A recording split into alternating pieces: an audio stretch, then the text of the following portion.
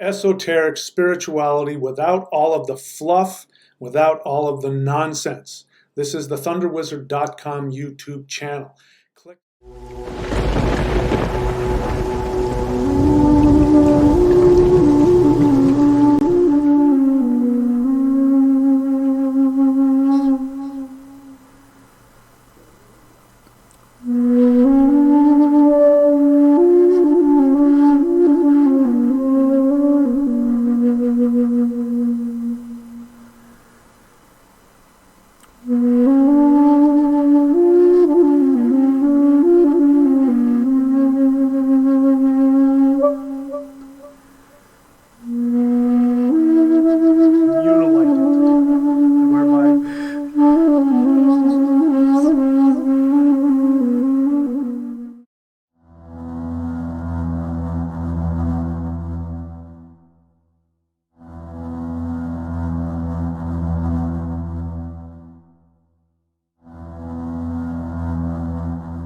This video series, The Conspiracy of the Nagas, is not a non-fiction video series. It is not a fictional video series. It is not literal truth as you may know of it, yet every word of it is true. In the post-Christian era, we think of mythology as entertaining, exaggerated storytelling from bygone eras. Some people see myths as ways for primitive folk to explain frightening phenomena of nature. Others see mythology as a dramatic tool for illiterate people to chronicle historical events and be able to retell those events to subsequent generations. This is the post-Christian method of dismissing the true purpose of mythology and its attempt to divert us away from the true power of myth. From the perspective of the ancient ones, we live in a holographic universe. Events are not two-dimensional in the ancient perspective. In order to present reality in the holographic perspective, linear truth cannot adequately represent the awesome unfolding of reality. Humans are not literal beings. We are beings of immensity. We are designed to experience the totality of three-dimensional reality. This is facilitated through the consumption of myth with our entire being, not just with the two-dimensional literal intellect. The post-Christian explanation of reality in literal two dimensions attempts to reduce the immensity, the horror, and the splendor of reality into tame, tiny, manageable, bite-sized chunks. The truth is that reality is not manageable or tame. Like the mythological wolf Fenris, when reality is tied up with the chains of literal two-dimensional truth, it breaks free and devours us. When reality is bound with the magical rope of subtlety, respect, and awe, only then can it be examined without its monstrous jaws clamping down on our fragile grasp of sanity and grinding our souls into dust.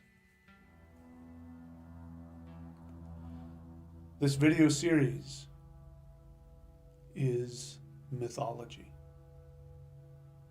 You can choose to view it as nonfiction. You can view it as fiction. You can view it as truth. You can view it as a version of history. You can view it as poetry. You can view it as a moral lesson hidden beneath allegory. You can view it as self-help. You can view it as all of these things in a living hologram.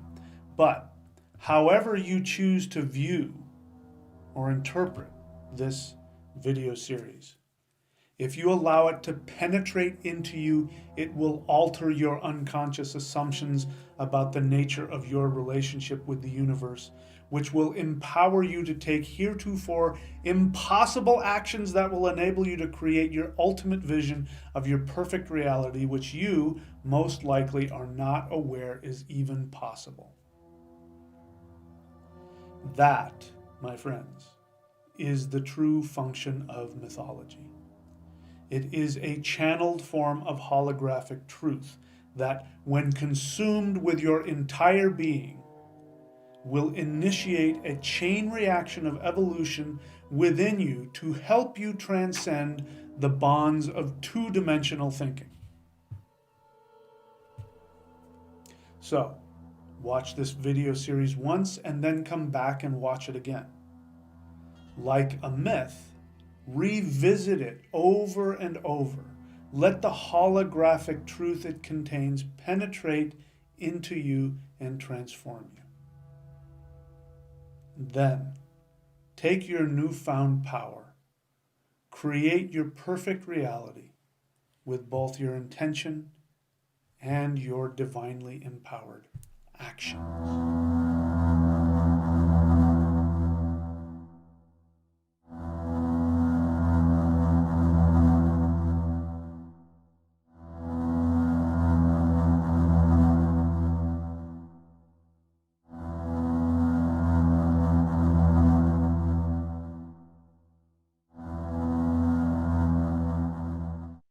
Who am I? I am an interdimensional traveler. We might call an interdimensional traveler a shaman. That is the modern catch-all word for someone who exists simultaneously in multiple dimensions. Most interdimensional travelers have deep, intense inner lives that few can see. Travelers often keep their internal realities hidden from view. Non-travelers usually do not want their single-dimensional experience altered with the knowledge that comes from other dimensions. So, we travelers learn to keep our dimensional awareness to ourselves. It has become very chic to dabble in what many call shamanism. In the 1980s, it was popular to partake in shamanic journeys, like the Siberian shamans from whom the name shaman is derived. Siberian shamans use only the sound of their drums to achieve alternate states of consciousness, to travel to the upper, middle, and lower worlds, speak to the spirits, learn paths of healing, and bring back messages for us humans from the other spiritual realms. In the 21st century, however, it has become popular to use what many refer to as entheogens, psychedelic hallucinogens, in an attempt to have a shamanic experience. In fact, many people nowadays associate the word shamanism exclusively with hallucinogenic trips. Sadly, many who use the words shaman and shamanism are totally unaware of the animist religion from which the word shaman has come.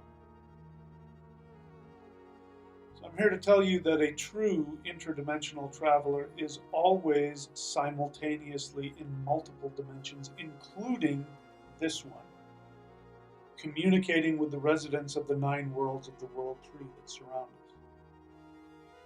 From a true interdimensional traveler, our perspective is that using forceful outside stimuli such as hallucinogens actually inhibits our multidimensional existence. For us, the intensity of this nexus of the middle world is enough to propel us into multiple dimensions simultaneously at all times. For us, the thought of being violently forced into only one world by the mental effects of hallucinogens is like trying to thread a needle with a jackhammer. I suppose it can be done, but it tends to destroy the needle. For most of my life, I have kept my internal alternate dimensional experience to myself, sometimes even hidden from my own conscious mind in an effort to better fit into society. In order to be able to keep my sanity while attempting to corral the immensity of awareness of continuous interdimensional existence. At one time, I became an actor. Channeling the emotional intensity of my existence on a regular basis on the stage helped to lift the cover of the boiling pot beneath my uppermost consciousness and gave me temporary respite from the massiveness of interdimensional existence. But after a while, the temporary relief given to me by the art of dramatic performance began to drain me of energy. And I understand why some actors demand millions of dollars to perform. Many of them may also be reluctant interdimensional travelers. I then decided I was going to face my interdimensional traveler status head on by becoming a celibate mystic. I was lucky enough to train in a secret form of energy manipulation used to fight negative interdimensional beings. The power I achieved was unbelievable. The knowledge I gained of the nature of this interdimensional universe was exquisite and horrible. After gaining a measure of mastery in the mystical arts, I wished to return to normal life. After a few years of mundane two-dimensional existence, the residents of the other 8 dimensions of our universe relentlessly hounded me with their concentrated chunks of knowledge. I tried to ignore the knowledge being downloaded into me until I began to lose my grip on reality. I finally surrendered to the multi-dimensional reality pouring into me from the other 8 dimensions, and I began to write my revelations into books. I was not seeking fame or fortune. I was just seeking to find relief from the internal pressure of the 9 worlds converging in my 3 minds. It is from this awareness that I speak to you now. I am, as I am speaking to you at this moment, simultaneously communicating with the beings of all of the 9 worlds, the ancestors from the beginnings of time, and the gods in their heavens.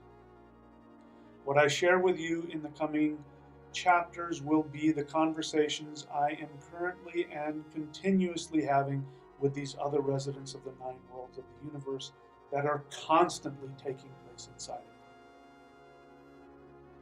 I'm here to tell you that the beings of the 9 worlds have a message for us humans, and that they are transmitting this knowledge to me right now. I am merely going to reveal to you what they are saying to me and what they wish to teach us. The conspiracy of the nagas, as I call it, is a message to us about how we can escape the self-imposed prison of two-dimensional existence. This knowledge comes also from the nagas themselves, who have decided to release us from their grasp, but only if we are willing to escape.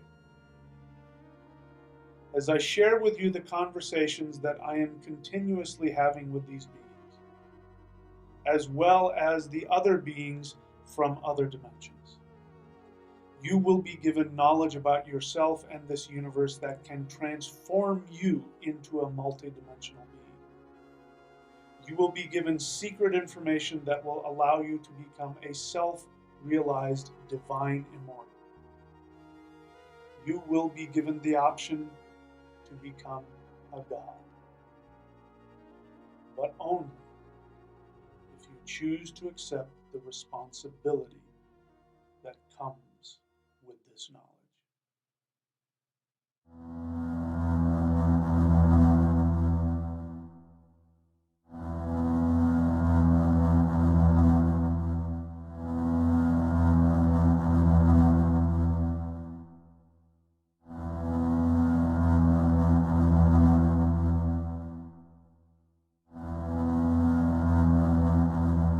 One evening at sunset, I sat down to meditate as I often do, chanting the sacred sound of Mother Earth. Ooh.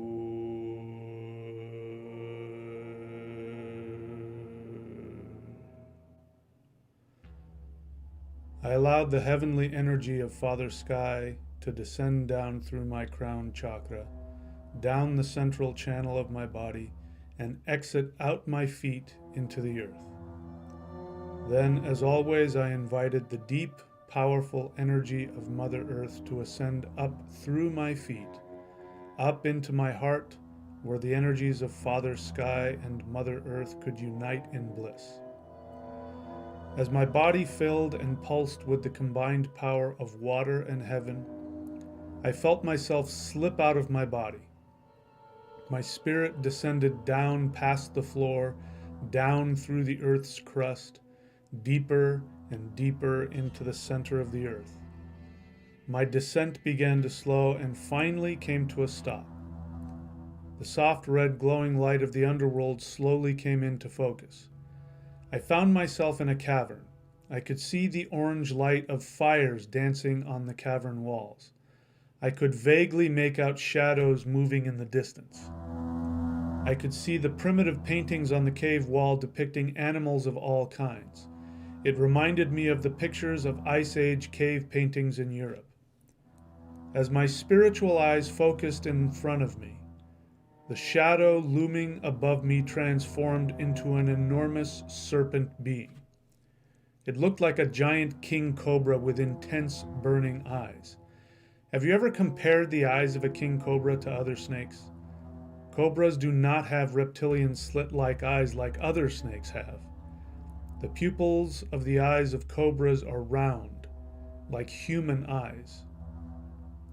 This serpent being began staring right through me with his intense eyes and began to speak. I am Vritra the Magnificent, the enveloper of worlds and ruler of the earth. You and I, son of Manu, have been working together for millions of years. I know of you as Mythology, the shaman warrior, the slayer of demons, protector of the lesser Manu, the beloved of the Maghas, friend of the elders, student of the Wisdom Council, the Manu child who instills terror into the Naga-Titan alliance. You have arrived here again in my lair as you have thousands of times before in thousands of other lifetimes, after overcoming seemingly insurmountable obstacles and challenges in this incarnation. Now you are here to fulfill your soul destiny to help bring balance to the Manu and to usher in a new age of transformation in the universe. Even though you do not remember your ancient names, when I speak them to you, your spirit recalls them. That is why your head is spinning and you feel energy whirling around in your chest. You are recalibrating yourself to your ancient identity. The way to learn from me is to listen to my words with your being, with your blood. The truth of this knowledge will reveal itself to you as we go further. Your need to understand the causes of why humans continuously seek to be deceived will be fulfilled here with me. You will be responsible for the information I reveal to you. Before we go any further, you must decide, here and now, once and for all, if you accept the responsibility of this secret knowledge. You must be willing to act upon it and fulfill your destiny as liberator of the human race. Liberator of the human race? I said incredulously. Decide, right now. If you decline, you can return to your life as you know it with no recollection of this conversation, although you will always feel that something is missing. If you accept, your life as you know it now will be over, and you will expand your capacity to experience reality beyond your current limitations. This knowledge will destroy you and recreate you. You must decide. Do you accept responsibility for this knowledge? I heard myself from deep within respond, "Yes, I accept." Then hang on, son of Manu. It will be a very intense ride. With that, I felt myself being pulled up through the earth's crust and back into my body, where I awoke with a scream. The next few days were uneventful, and I assumed it was all a meaningless dream. Then a few days later, the information started coming to me while in my conscious awareness, like an avalanche of compressed, holographic files of knowledge dumped into my soul. I began to understand truths, answers to questions I had carried within me my whole life. Knowledge so vast and deep that I was incapable of putting it into words. Yet I knew it was my life's work to put such knowledge into words to share with the human race. In fact, I became aware that it was my eternal destiny to spend my life putting into words and explaining to the world this deep and unfathomable knowledge. Vritra was right. My life had changed dramatically, and I could never go back to the life I had before meeting him, or rather, becoming reacquainted with him.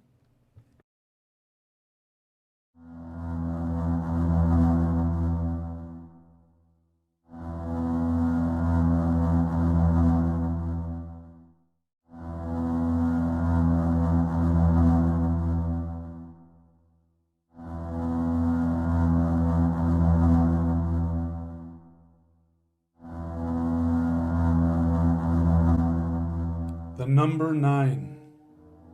I had been seeing it everywhere. Every time I looked at my phone, I saw 9s.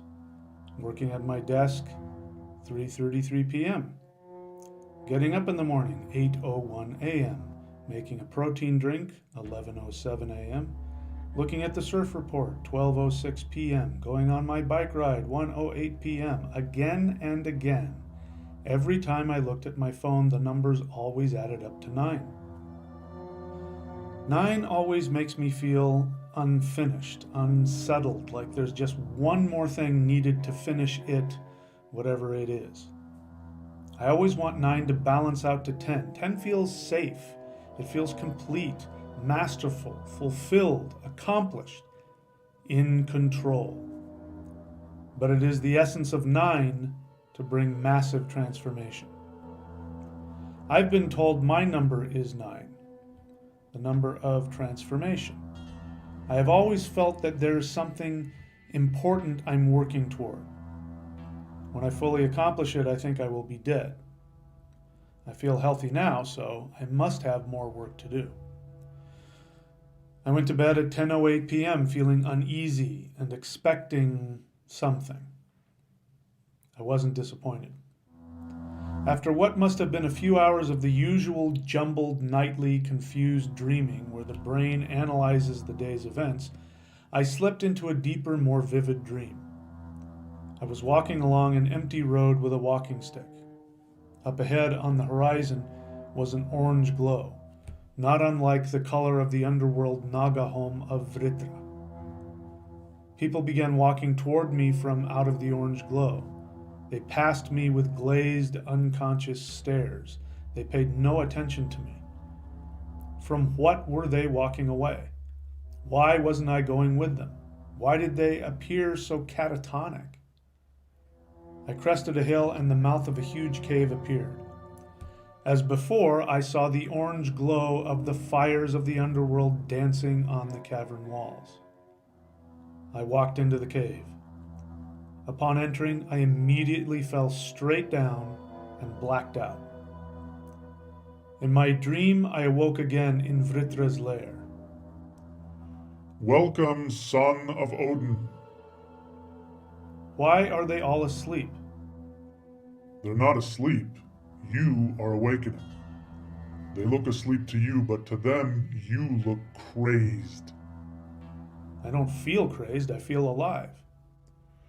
You are experiencing the state of Wod. You are in the state of being known as Nageshwara, Lord of the Nagas. That is why you are drawn to me instead of walking away from me. Those who avoid me, I control. Those who approach me fearlessly learn the mastery of self. You are in the state of Wod, the full awareness of the self. the full awareness of no self. Because I cannot control you in this state, you see me, and I must teach you the secrets of consciousness. Those who avoid me want to be controlled by their instincts. I am the Lord of instincts. As long as they avoid me, I control them through their instincts of self-preservation. But because you are dying to your need to control your world, I cannot control you, and therefore I must reveal to you the runes, the secrets of the cosmos. So, tell me, son of Odin, what do you want to know? Tell me about the different beings who inhabit the multiverse. There are 9 races of beings that inhabit the 9 dimensions of space-time.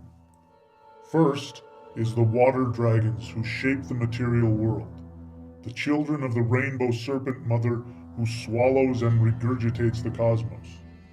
The water dragons are the masters of the dream time. Second is the Maghas, the beings of light who inspire and awaken consciousness into all beings.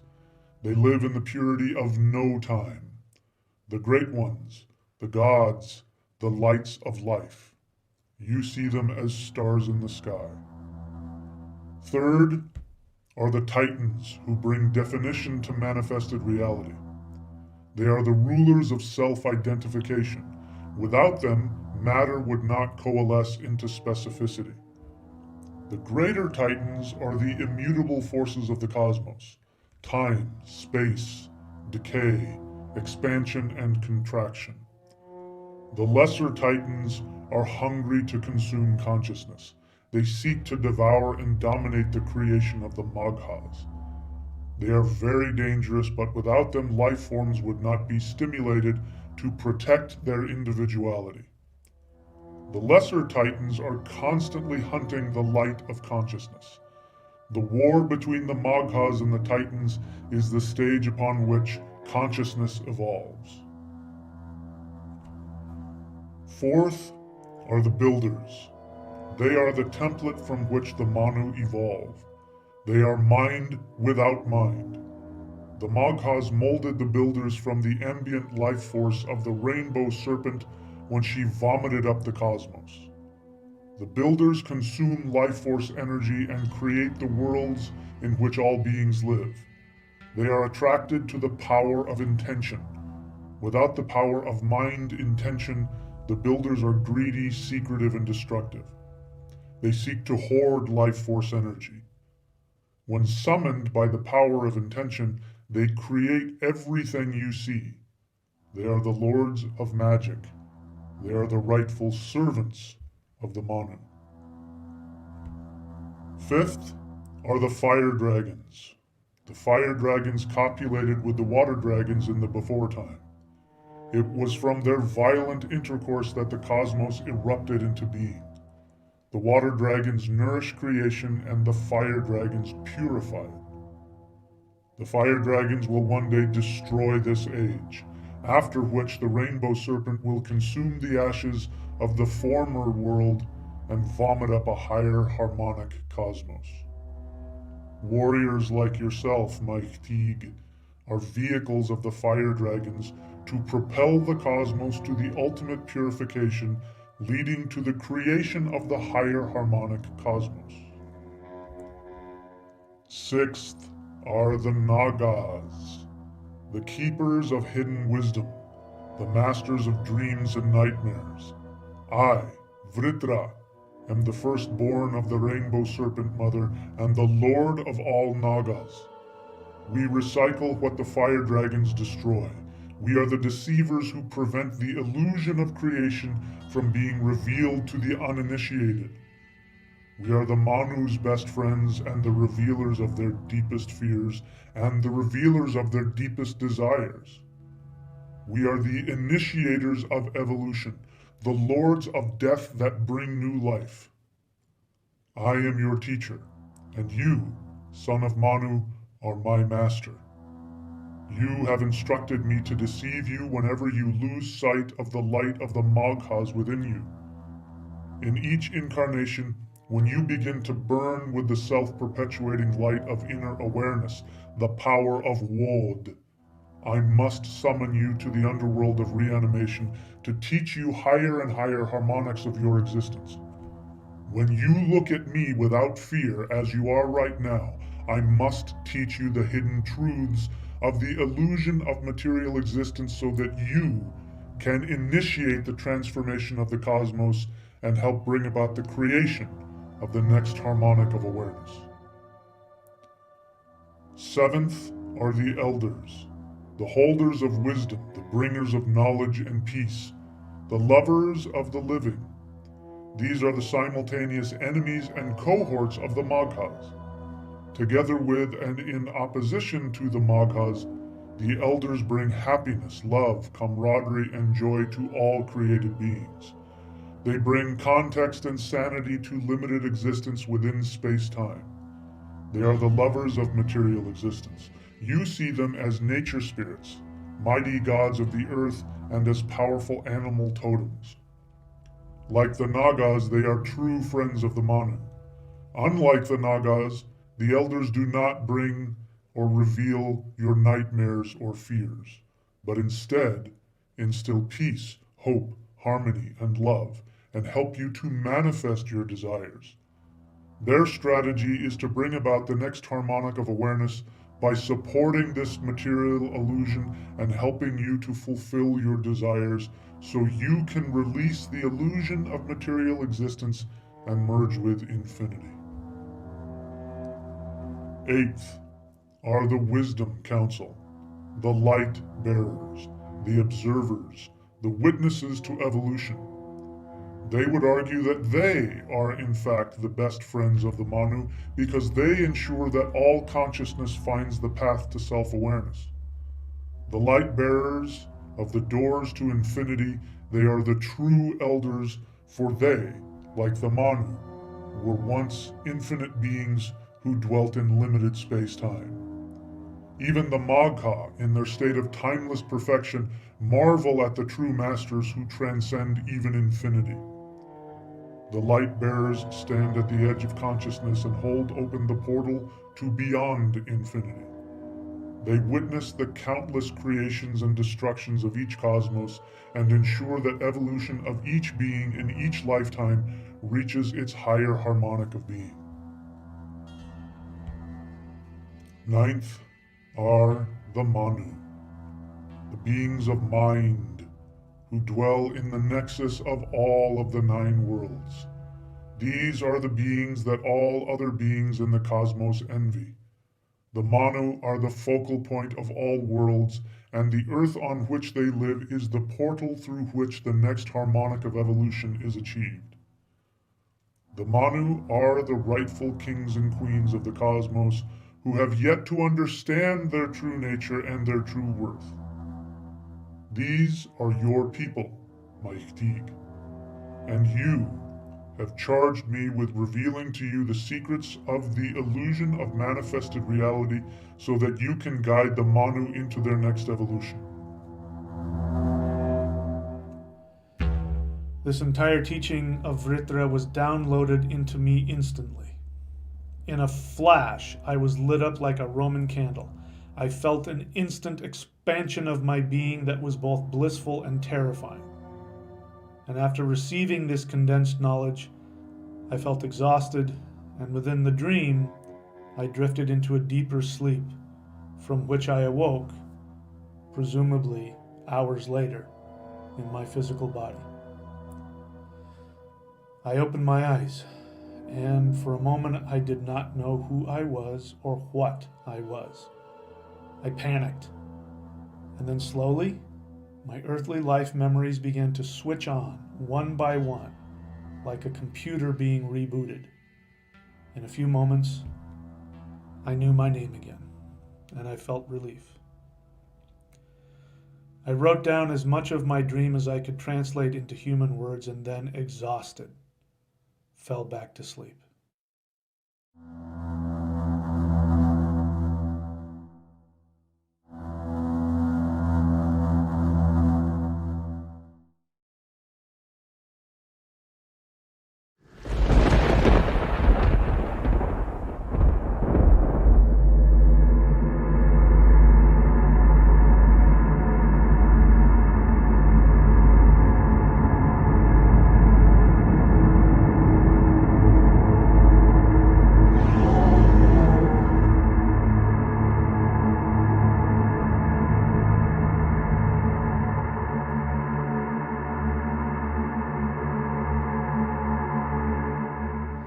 Hi, this is Michael William Denney of ThunderShamanism.com. So today, this is going to be a really exciting video. I'm really looking forward to sharing this information with you. Today we're going to be talking again about the global conspiracy of the reptilians. And I'm going to reveal to you information that maybe some of you have intuited, but I'm gonna, here's the thing about the reptilian conspiracy. The information that's being presented to us through people like David Icke and others is actually very true. But the problem is that their understanding about it is incomplete. And so if the information is not complete, then you don't know what actions are necessary for you to take. So this is why it's important that a shaman interprets this information. Because here's something that we need to understand about the reptilians and their world and ours. And this is something that shamans have known, throughout the centuries in all cultures. Shamans know that there are multiple dimensions that are overlapping each other all the time. And that the dimension that we live in here is sort of like a kaleidoscope where we're able to tune in other dimensions and either bring those aspects of that dimension into our world, we're able to go into their world and vice versa. But those dimensions need us in order to access our dimension. Otherwise, they're stuck in their dimension. And they try to influence us in all kinds of ways. The celestial masters, they try to influence us from their dimension. The reptilians have their own dimension that overlaps ours. And they, not only do they try to influence us, but they actually try to trap us in their dimension and then use us as vehicles. Now here's the part that a lot of people don't understand about the reptilians. You hear about the reptilian shapeshifters. This is absolutely correct. But what people seem to think is that there's these reptilians who are pretending to be humans. But that's not how it works. The reptilians use humans as hosts, and those human hosts are completely, totally unaware that they're being used as hosts for the reptilians. So that's how the reptilians get into our dimension and influence us. But they do it in concert with us. And it's only if we are operating from their dimension. And so their whole agenda is to get us completely tuned in to their dimension only, and to operate from their dimension. And today I'm going to spell out for you exactly what that is and how that works. Well, first let's talk about the fourfold reptilian conspiracy. We've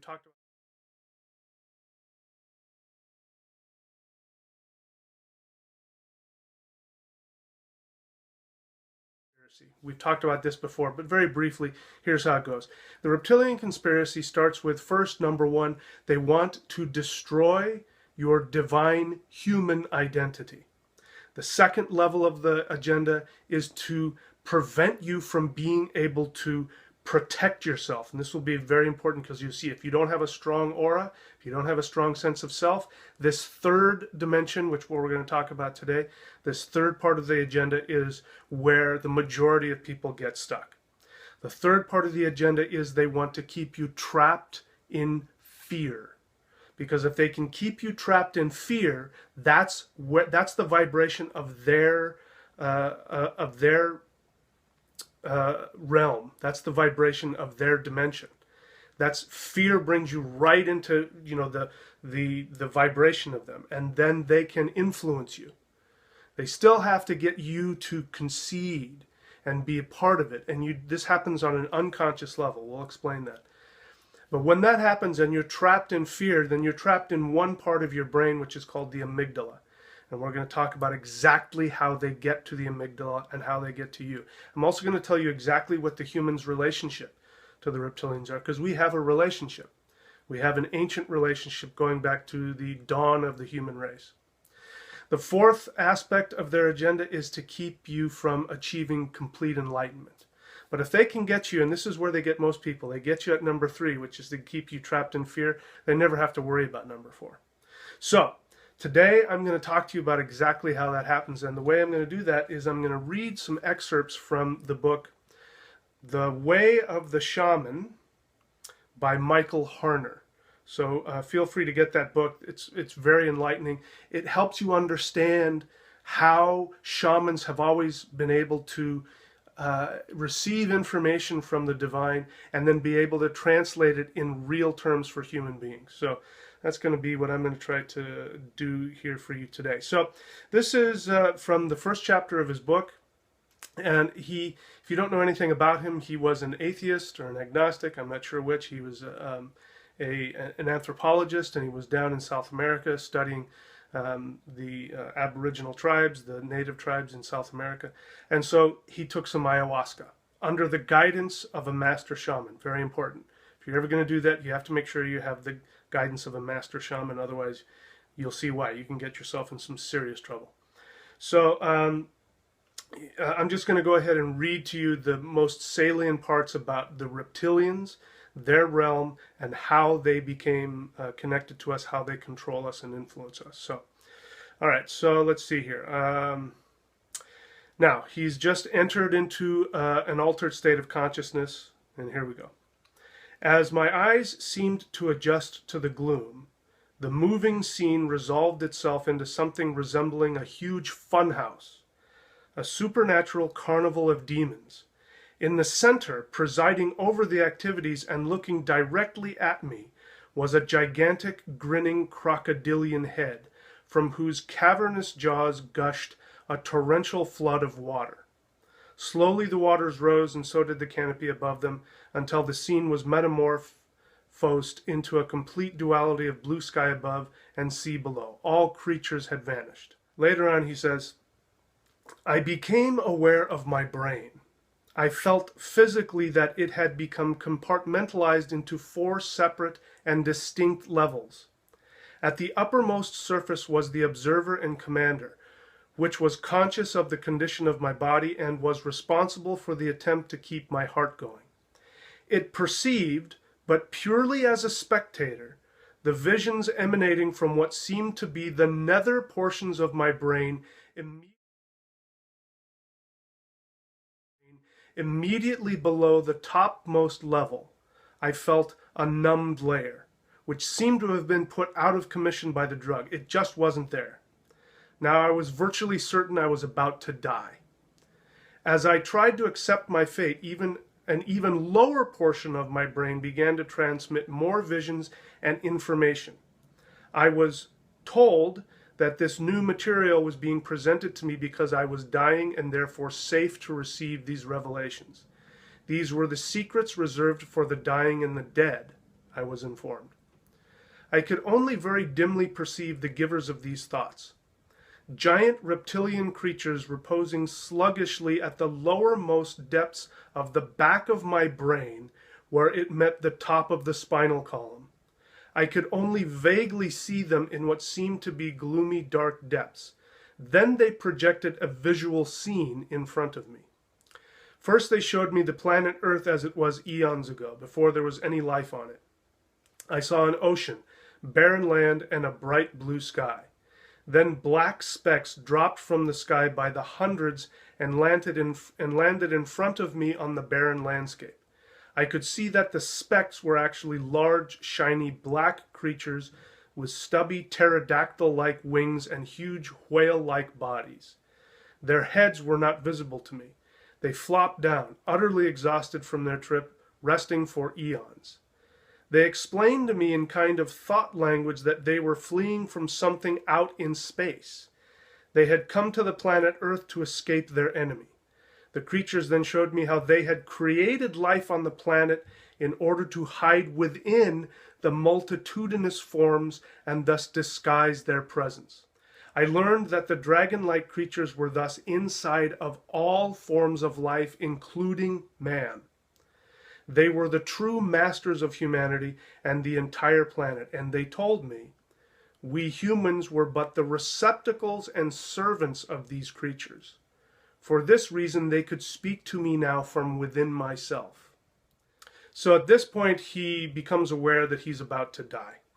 And so he's able to ask for help in this realm to the shamans that are attending him. And they give him an antidote. and the antidote works and it brings him back. So he tries to make sense of this, and he goes and he talks to a Christian, and they give him their understanding of the devil and hell and all that other stuff. And then he goes back to the shaman. I was now eager to solicit a professional opinion from the most supernaturally knowledgeable of the Indians, a blind shaman who had made many excursions into the spirit world with the aid of the ayahuasca drink.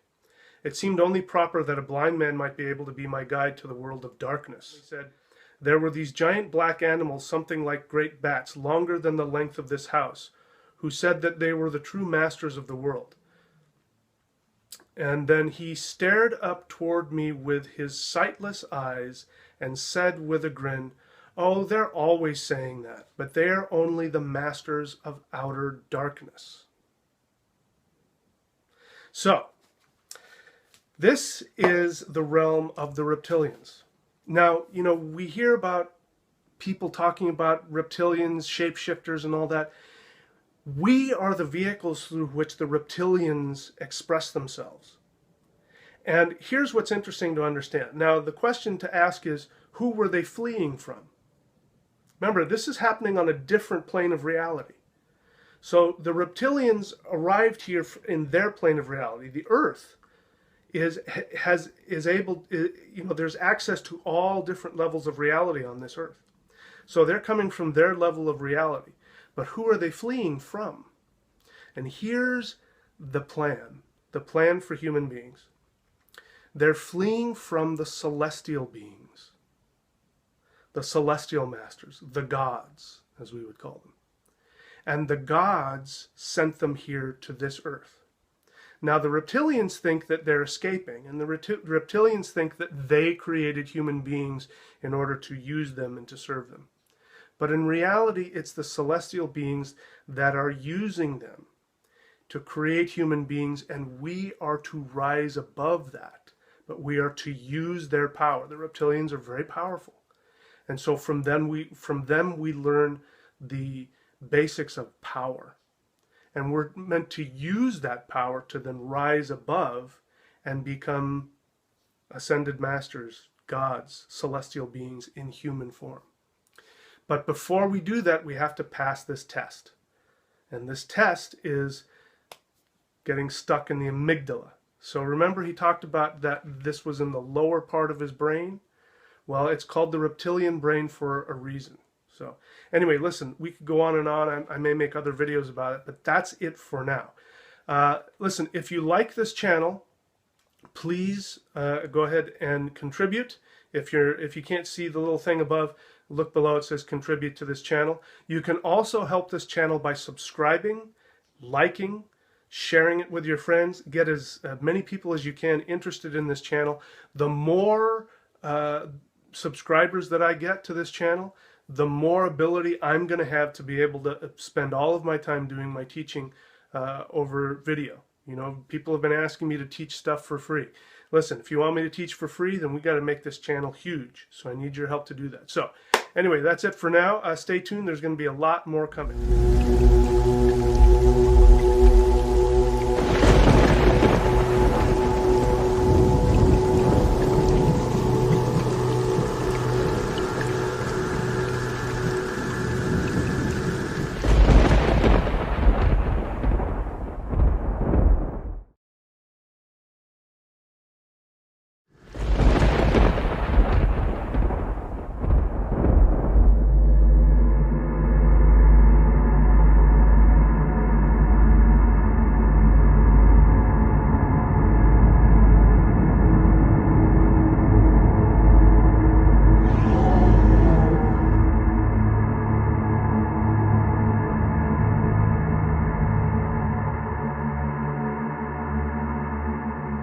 Hi, this is Michael William Denney of ThunderShamanism.com. Welcome once again to a very exciting topic I want to talk to you about. So reptilian creatures living underground, coming up, stealing children and feeding off of them.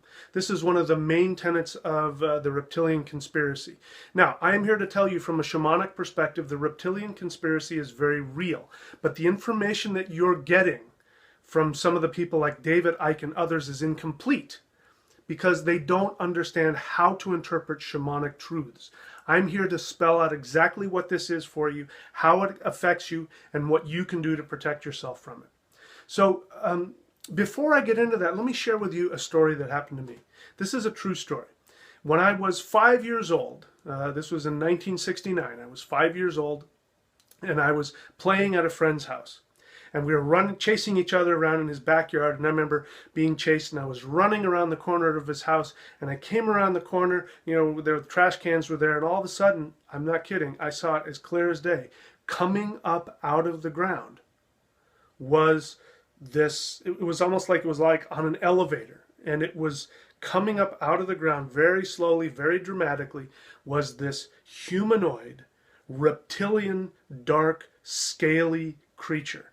And it rose up out of the ground, and it stood there and just stared at me.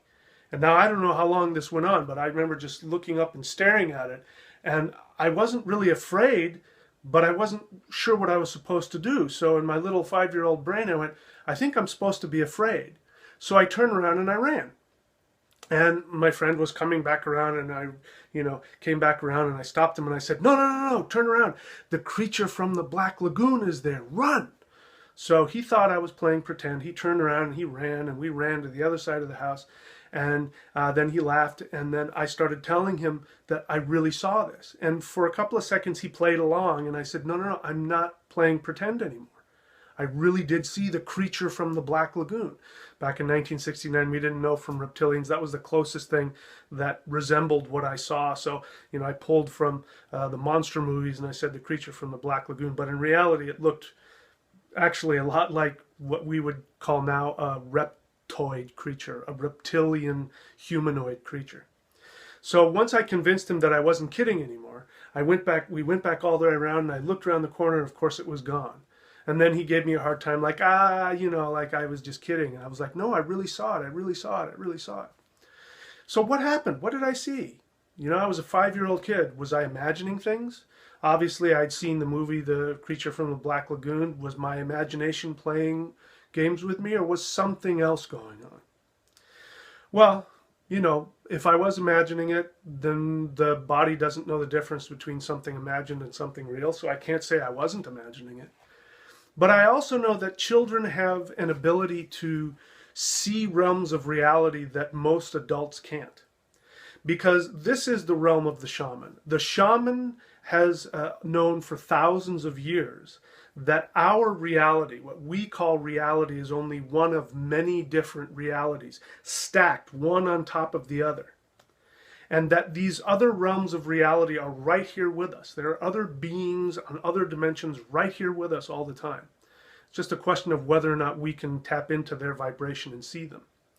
So I believe that I was actually tapping into what we would call the reptilian dimension. And he was coming up from under the ground, and he was clearly very interested in me. So it's following that myth of the reptilians coming up out of the ground and taking children. Now, something could have happened to me at that point. I believe that because of my state of mind, because one of the things was I wasn't afraid. I remember that very clearly. I was not afraid of him. That, I think, protected me.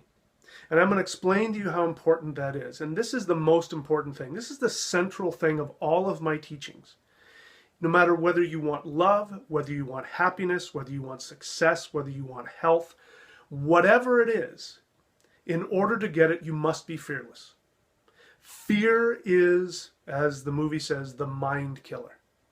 So, do the reptilians exist? Yes, they do. And they operate from a hive mind, and they do have an agenda. The fourfold agenda of the reptilians goes like this.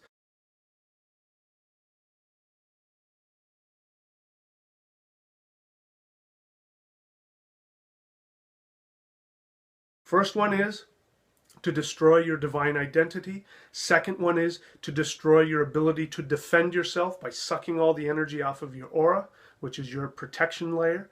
The third one, and this is what we're talking about now, in the third level of their agenda, they want to keep you trapped in fear. When you are in fear, you can be manipulated and controlled. And that's how they do it. And they are controlling people on multiple levels. Can they possess a person? Absolutely, I've seen it. But some people aren't possessed, but they're still being controlled because we have a built-in antenna in our body. And that antenna, as it so happens, is called the reptilian brain, and it's located right here. And I shared with you in the previous video about the shaman who, using ayahuasca, was able to isolate his reptilian brainstem. And from there, he saw the visions of the reptilians. And they told him that they were masters of the human race, that they used human beings, that they created human beings in order to live within them and exist through them. And when he shared this with the master shaman, the shaman said, yeah, they always say that, but they're only masters of outer darkness, which could mean the coming from outer space, which he said they told him they came from outer space, but it also means fear. So if you operate from fear, you're automatically vibrating from the reptilian brainstem. We already know what the reptilian brainstem does. It operates from the fight or flight syndrome, which is very important. If there's a real danger, we have to know to be able to run away. Now, for whatever reason, my reptilian brainstem didn't go off. When I saw the reptilian, I didn't get scared. But had I become afraid, then they could have grabbed me. And then maybe over time, they would have been able to hold on to that fear and manipulate me and control me. But because I wasn't afraid, there was nothing for that reptilian to grab onto. The fight or flight syndrome also is our territorial mind. Our territorial mind is mine, not yours, where we get very selfish. So this is connected to racism, because it's the same part of the brain that says, you're different from me, I don't trust you, I'm afraid of you. By the way, all racists are afraid. This is where it comes to, we don't trust people of other cultures or other languages or other religions. It's all the same thing. The territorial mindset, which is the reptilian brainstem. If you listening to me, if you operate from fear, which is also anger, if there are people out there that you want to destroy, you're operating from fear. And you are able to be manipulated. At the extreme level, people can be influenced, they can be possessed, all kinds of other really nasty things. But the good news is that if you make the decision not to be afraid, if you choose to make decisions to live by fearlessness, by compassion, by understanding, by generosity, every one of those life choices gets you further and further away from the reptilian brain and starts to raise you up to your highest level, which is you become a god on this earth, and nothing can touch you. No evil can harm you. And in fact, all of creation must serve you. So we could go on and on and on. This is a much deeper subject. If there are any people out there that are operating from fear and you want help out of that, I do work one-on-one with people, so contact me and I can help you with that. If you like the channel, please go ahead and contribute. If you can't see the little thing up here, look below where it says support the channel. You can also support the channel by subscribing, liking, embedding this, tweeting it, sharing it with your friends, getting this message out there. It is my goal to get this channel huge so that I can continue to teach and open people's minds and to bring us all to the level of gods on earth. So that's it for now. Until next time, my friends, stay tuned. There's a lot more to come.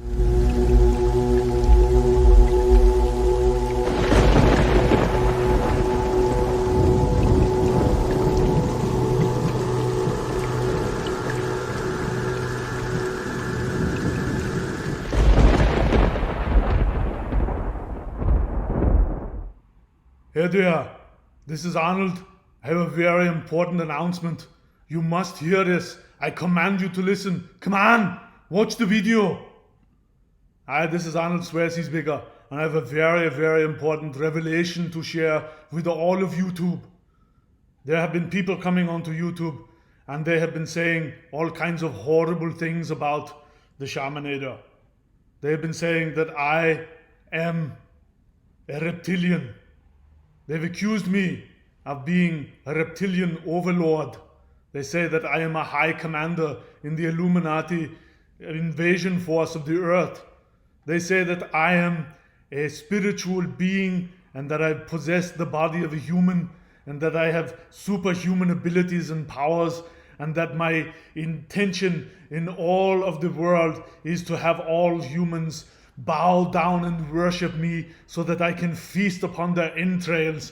I am here to put you into cages and to feast on you when I am the most hungry. That I am here to make you miserable, and then I can soak up all of your misery and gain power from all of your anger and all of your sadness and all of your hopelessness. Many people have said, no, Arnold is just a human. He has worked very hard, and that's why he is what he is. But I am here to tell you the truth once and for all. And I am here to say that the time has come to reveal my true self to the world. I am, in fact, Lord Pindar, the giant reptilian overlord general of Earth. I have come here for your soul. Every time a human being dies and they go to the light, I am waiting for them. And they see me and they go running back to the earth and they become incarnated again. And I feast upon your fear and on your misery. People think I just worked hard, that I was a poor person who grew up in Austria in poverty, and I came to America with no money, and I worked hard and I put lots of effort into becoming the most powerful man in the United States. I laugh at you. Of course not. That is impossible. How could somebody that looks as ridiculous as me, that has had big spaces in his teeth, that talks like this, that sound like some kind of strange sort of zombie monster robot Frankenstein person, how could I possibly become governor of the 6th largest economy in the world? How could I possibly have become the highest paid, most famous action star in the world? How could I do that? I sound ridiculous. Of course not. It hasn't because I worked hard. I laugh at you. You are so silly, you puny, pathetic humans. I feasted on 10 humans before I made this video.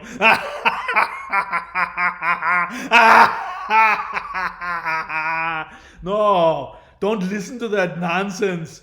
Just work hard and you can be whatever you want. Listen, you are right. If you are sitting there and you are feeling like you are a total victim, that you are a pathetic, useless loser, you are totally right. How could you possibly become anything as powerful as I am? How could anybody as ridiculous as me become so incredibly successful? It certainly isn't because I worked hard. It certainly isn't because I committed myself and I sacrificed. It wasn't because I worked out for 5 hours a day and then went off to college and then went to acting class and then worked 2 jobs in construction. It wasn't because I studied and went to school and educated myself and tried very hard to be successful in business. That is ridiculous. No, you are right. If you are sitting there feeling like you are a victim and that people like me who are rich and we are famous and we are politicians, if you are thinking that we have some kind of power over you and that you cannot make it in this world because we are trying to prevent you, you are absolutely right. You pathetic humans. Look, my eyes are changing. You can see them. I'm turning into a reptilian. I have to hold on to myself.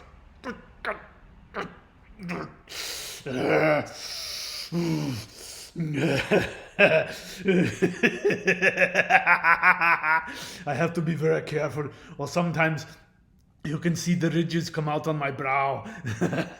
I look like a Klingon. Oh, here they come.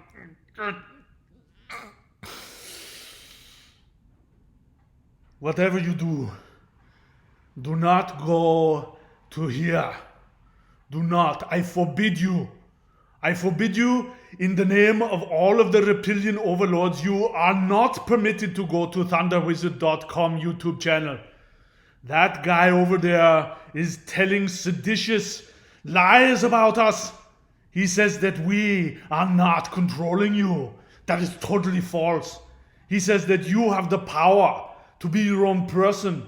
He says that if you use your own divine ability, that you yourself can become God on earth and that you yourself can become as successful as you choose to be. And I tell you, do not ever go there. Do not listen to him. Whatever you do, do not hit subscribe and hit the bell button, because then you will be notified of all of his seditious lies saying that you have power, that you can become everything. You must not listen.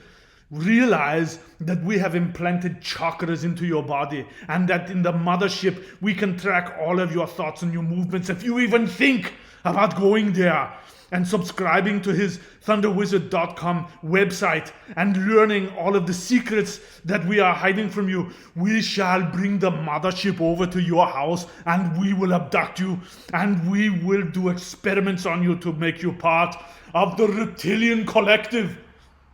Listen to me now and understand me later. You must never go to courses.thunderwizard.com and look at all of the powerful things that he shares, and all of the teachings and the certifications and all of the video teaching programs and all of the meditations and all of the services that he does. He is trying to free you from our grip, and you must not listen to him ever. That is it. From now on, you shall call me the High Lord Commander Lord Pindar, and you will not ever refer to me as Arnold swears he's bigger. My name is Arnold Groschen's Schnitzel, which means that my schnitzel is very pumped. Don't even try to make love to me. I will make you sorry for all of your misunderstandings about me. You make fun of my accent. This is the holy language of all the reptilians. I am just one who does not hide it. I speak from my native tongue. That's it for me. I'll be back. Real esoteric spirituality without all of the fluff, without all of the nonsense. This is the thunderwizard.com YouTube channel. Click.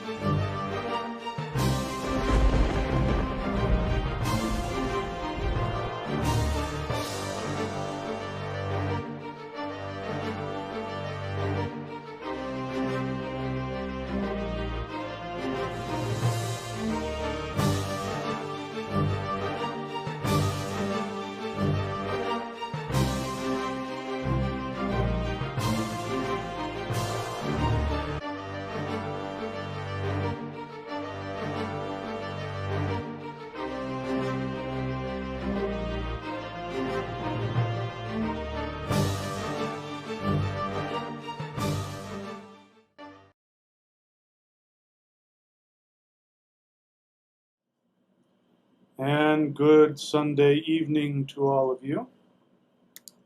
So, today I am going to continue the discussion I started a couple of videos ago, having to do with the download that I've been receiving from the ancestors about what we now know of as the reptilian agenda, the nagas, and their influence on the human race.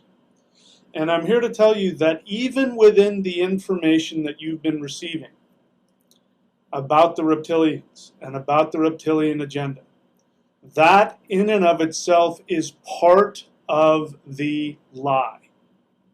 You know, one of the best ways to keep people confused when there is evidence that that somebody is stealing, or for instance, let's just make it really simple. Let's say you're working in a workplace and somebody's stealing out of the cash register.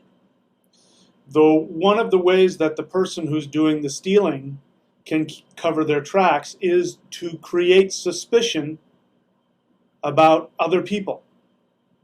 And no matter what evidence comes to light that it is in fact them, they turn it around and put it back on others, like, oh, well, see, that's because so-and-so has been lying about me and planting false evidence about me to show that I've been stealing.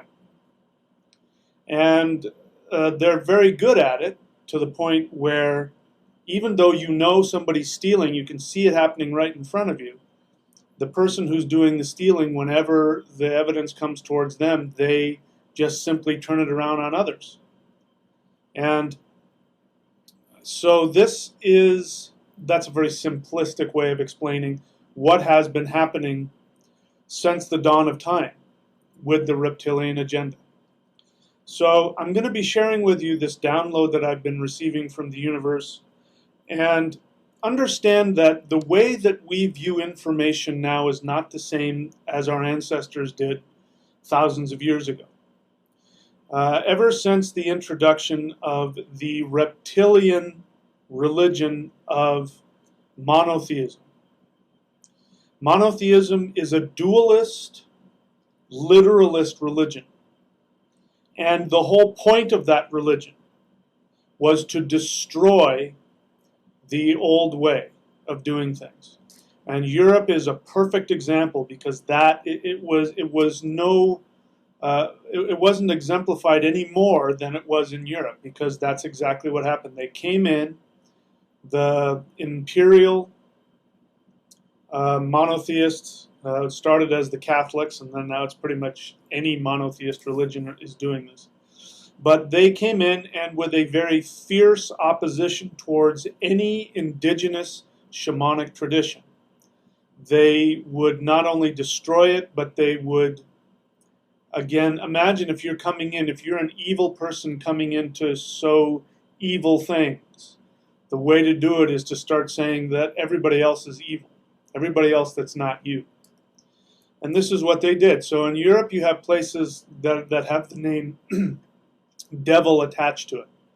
And it's almost guaranteed that any one of those places, Devil's Hill or Devil's whatever, was at one point a sacred site for the indigenous polytheist people of Europe. So this is what's been going on ever since the introduction of this religion, is to tear us away from the earth. Number one, this is extremely important. Tear us away from the earth, tear us away from earth, nature, religions, and make everything to be seen in a dualist perspective. Dualist means two. It's either this or that, good or bad, right or wrong. There's no in between. This is the dualist mindset. So keep your eyes out for people who talk like this, especially people who get really emotionally charged with their dualist agenda. If you try to engage somebody in a rational conversation about, okay, well, let's look at the facts, A dualist will jump into making everything out to be either right or wrong or good or bad. And the way you know that somebody is guilty is if when the evidence starts pointing towards them, their initial reaction is to say, that's a lie. Everything that that person is telling you is a lie. And if they say it enough, that's a lie, that's a lie, that's a lie, that's not true, that's a lie, it gets into people's minds. It breaks down people's defenses and their inability to see things objectively. And so they're like dogs. You know, all you have to do is just say, oh, you mean the lie, that person, the liar? You lose any objectivity over that person, and you immediately start to see, oh yeah, everything, that's a lie. So the person who's doing the lying is the person who spends all the time talking about everything's a lie. This is, goes back again very long into our history. So before I get too wrapped up in a tangent here, let me tell you what we're going to talk about today. We're going to be talking about from the beginning of time, there has been a conspiracy and an agenda to prevent human beings from achieving their highest destiny, from achieving their true evolution, which is the masters of the universe. I said earlier that one of the main focuses of the Christian religion was to literally demonize the earth. And so anything that had to do with the earth was seen as evil. And you see this all through the New Testament, especially where they call it the natural man. You know, the natural man means somebody who's attached to the natural world. But then it becomes somebody who's attached to their natural instincts, to their natural feelings. And so it creates an environment of shame for simply having a human experience, so that you begin to doubt being a human. And as you know, especially in the Middle Ages, but long into now, the Christian religion makes people feel guilty and horrible just for being human. In fact, all you have to do is just go to any church, turn on any Christian broadcast, and you'll be hearing them talk about how sinful people are, and even though we're sinful and we have to repent, and there's just all this focus on being a human being is a sinful thing, and that being an earthly human being or being of the flesh or being of the world, these are all other ways of saying being connected to practical reality, being connected to the laws of earth and time and space. And it is designed to trap you into your intellect. So your intellect is not your mind. So I'm going to be talking to you about the race of beings known as the Nagas, who are the race of beings that first created in life on Earth, which we have as human beings, the reptilian brain. The base of our brain is reptilian. Now, as it turns out, our brain has evolved, and we've evolved other things that we would also call mind. So remember, if you're not new to my channel, then I make a big distinction between the intellect and the mind. The Naga agenda, the reptilian agenda, is to isolate you and treat you like an animal. Like an animal before the slaughter, what they do is they corral them and they push them down. Even when you're out in, on the mountainside, you have to corral the animals. You use animals to corral them, then you get them into an actual corral, and then you start to drive them into the barn and down these little passageways until the guy with the bolt takes them out. The Naga agenda is to corral you into your intellect. The intellect is the part of your brain that makes decisions based on dualist perspective. This is good, that is bad. This is up, this is down, this is here, that is there. This is what's happening when those who are choosing to sow dissension and choosing to cause strife, choosing to lie to you and steal from you, or to steal from a group of people. This is what they do. They start to create fear from extremes, dualist extremes. It's either this or that. And if you're not this, then you're that. This comes from the Bible. If you go back to the early books of the Bible, Jehovah says very clearly to Moses, in his, there's a bunch of different, communications between Moses and did I say Noah? Moses and Jehovah. I don't know if I said that right. And Jehovah makes it very clear that there's only one path, and that is to follow every single law of Jehovah.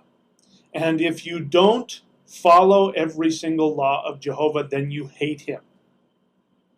If you love him, then you follow every single commandment to the letter.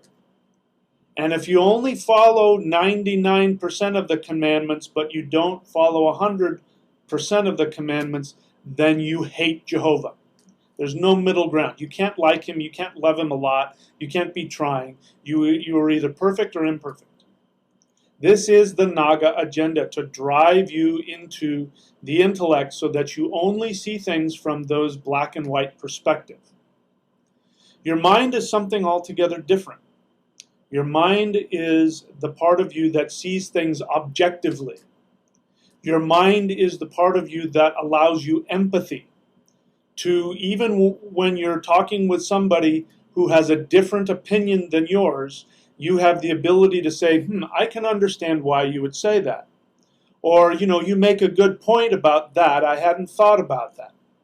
Or if you're in a relationship and there's an emotional conflict, the mind is the part of you that gives you the ability to say to the other person, I understand that why you feel that way, and I certainly, it was not my intention to bring that upon you, and I'm so sorry you're in so much pain.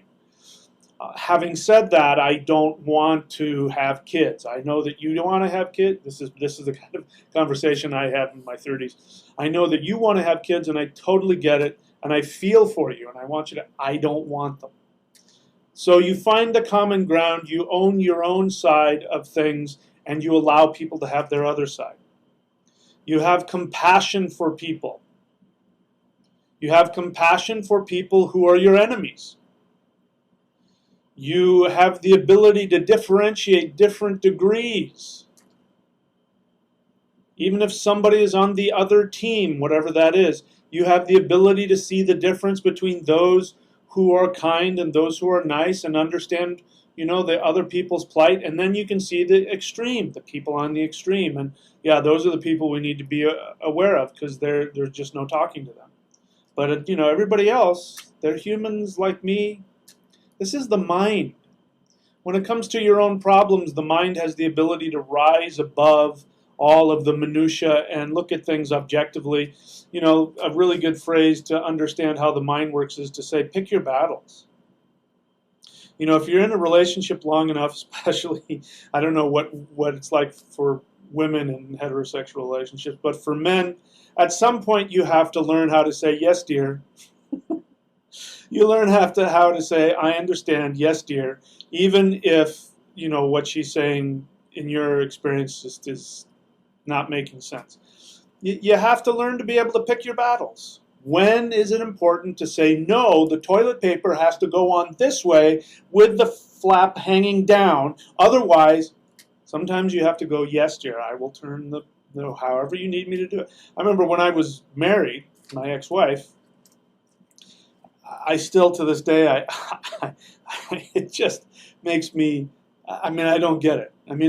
Anyway, she had this thing. We had, we had a big house, and we had numerous bathrooms. How many did we have? We had I think we had 4 bathrooms in this house. It was huge. And so we had a guest bathroom downstairs. Now, the guest bathroom was right next to my studio where I used to teach. And so students would go in and use that guest bathroom. But if I went in there, and my ex-wife would go in there, and she would put like the hand towels in a certain way, with this folded like that and this folded over like this, and it was, and I'd walk in to wash my hands and use the towel, and she'd say, you can't use those. I'd say, what are you talking about? Those are the hand towels. No, you can't use those. And I said, let me see if I understand this. You have towels hanging on the rack that are, for all intents and purposes, look exactly like hand towels that people use to, no, you can't. And she just would blow up. She had just, I was not allowed to use the hand towels in the bathroom. I guess there was one rack with a towel, and I had to use that one, but I couldn't use anything. Other things like when she would make the bed, which still I kind of don't understand that. You're going to sleep in it again in a few hours. And she would make the bed, and then she would take this thing. It wasn't like a bedspread. It looked sort of like a big giant table napkin, and she would sort of throw it on the edge of the bed and pull it like it was, like it was, I'm like, what is that? Why is it on crooked like that? And I couldn't touch that. I had to let her make the bed, and even though I was the only one besides her that was ever going to see the bed, that's the way things had to be. Well, you have to learn to pick your battles, so I didn't fight that. That's not a battle worth fighting over. This is the mind. The mind has the ability to do that. The intellect doesn't. The intellect is things are only good or bad or right or wrong or evil or righteous. Those are the only two choices that you have. You either are going to go to heaven and be in bliss forever and God loves you, or you're going to burn in eternal torment because you got God's name wrong at the end of the world. That's the intellect. This is what the Naga conspiracy is all about. So let me tell you a story. I'm still getting downloads from this, and it's turning into a very large file within me, which I believe I'm going to turn into probably a series of books, having to teach everybody what this is about. So I talked last time, if you haven't watched, go back and watch the video about how the Earth is the nexus point. I think it was 2 videos ago. And I talked a lot about the Manu. The Manu are the race of beings from whom human beings are descended. And the Manu were the rulers of the universe. And they had achieved through their meditative powers, they had achieved a transcendence.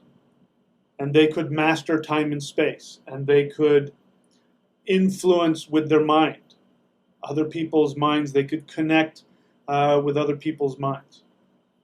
Now, listen to the words that I'm using. I'm using the word mind. I'm not using the word intellect. Intellect is something else. So there was another race of beings at the beginning of time, and these were the Nagas. And the Nagas were extremely evolved beings as well, but they did not have the expansive connection that the Manu had. And they looked to the Manu. On the one hand, they admired the Manu, and on the other hand, they feared and resented the Manu because they knew the Manu had powers that they couldn't comprehend. Now, the Manu wanted to have a place that they could go in order to empower themselves and to learn. And so they found a point in the universe which they called the nexus point. The nexus point is all of the other 9 dimensions of reality. This is where they all came together. This was a place in the universe where all of the 9 dimensions were interspersed, interconnected. And so it was a place of intense power. And so the Manu would go to this place. In fact, they created a fortress that they could go and spend time so that they could handle the intensity of all of the 8 worlds that were coming in on them, and the intensity and the power of it. And they gave consciousness to this nexus point. This nexus point eventually became where we are now, which is Earth. Now, the Manu would go to this place, and they would, whenever they would come to Earth and be filled with the power of all of the 9 realms, and they would seek to increase their spiritual understanding and their spiritual powers and their powers of transcendence. They had the belief that the rest of the universe, the other beings in the universe, would not be able to handle this. So this is why they created it as a fortress, so that the rest of the universe, the beings of the universe, couldn't just come and maybe perhaps learn and gain power to the extent that the Manu had. Now, the Nagas, on the other hand, were students of the Manu. And the Nagas, they did not have the same power of expansive mind. They had incredible powers when it came to the intellect.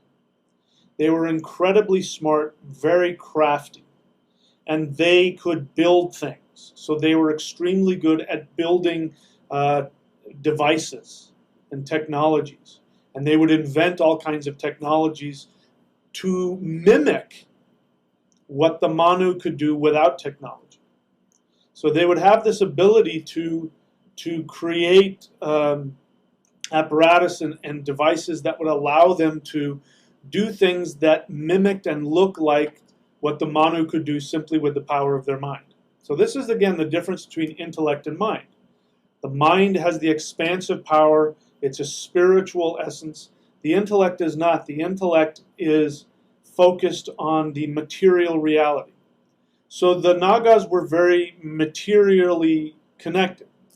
Now the Manu didn't have a problem with this because they saw that there was material aspect in the universe, and then there was non-material, and there was everything in between, and nothing was right or wrong or good or bad. It was just a part of that. And so on the one hand, they feared the Nagas because the Nagas were getting extremely crafty with their ability to create with technology.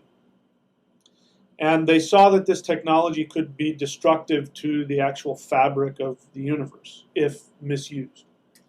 So there was this discussion among the hierarchy of the Manu whether or not to allow the Nagas to go to Earth and learn the powers of the mind. So after long debate and discussion, they decided that they would allow a few Nagas to become apprentices. And they brought them to Earth with them whenever they would make their sojourns there to do their mind experiments. And they did that so that the Nagas could experience the power of being at the nexus point of the universe where all of the other universes were, the energy of all the other universes were coming together. And they did it to test them, number one, to see if they could handle it, and number two, to see if the intensity of the experience of the nexus point would force them to move into the power of the mind so that they could get out of their obsession with dualism and the intellect and the physical realm. And what ended up happening was that the Nagas who came and studied there did begin to expand in their abilities.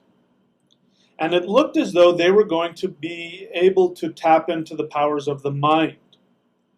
But what ended up happening is that it was sort of like, when you see a bodybuilder who's just really, way out of proportion.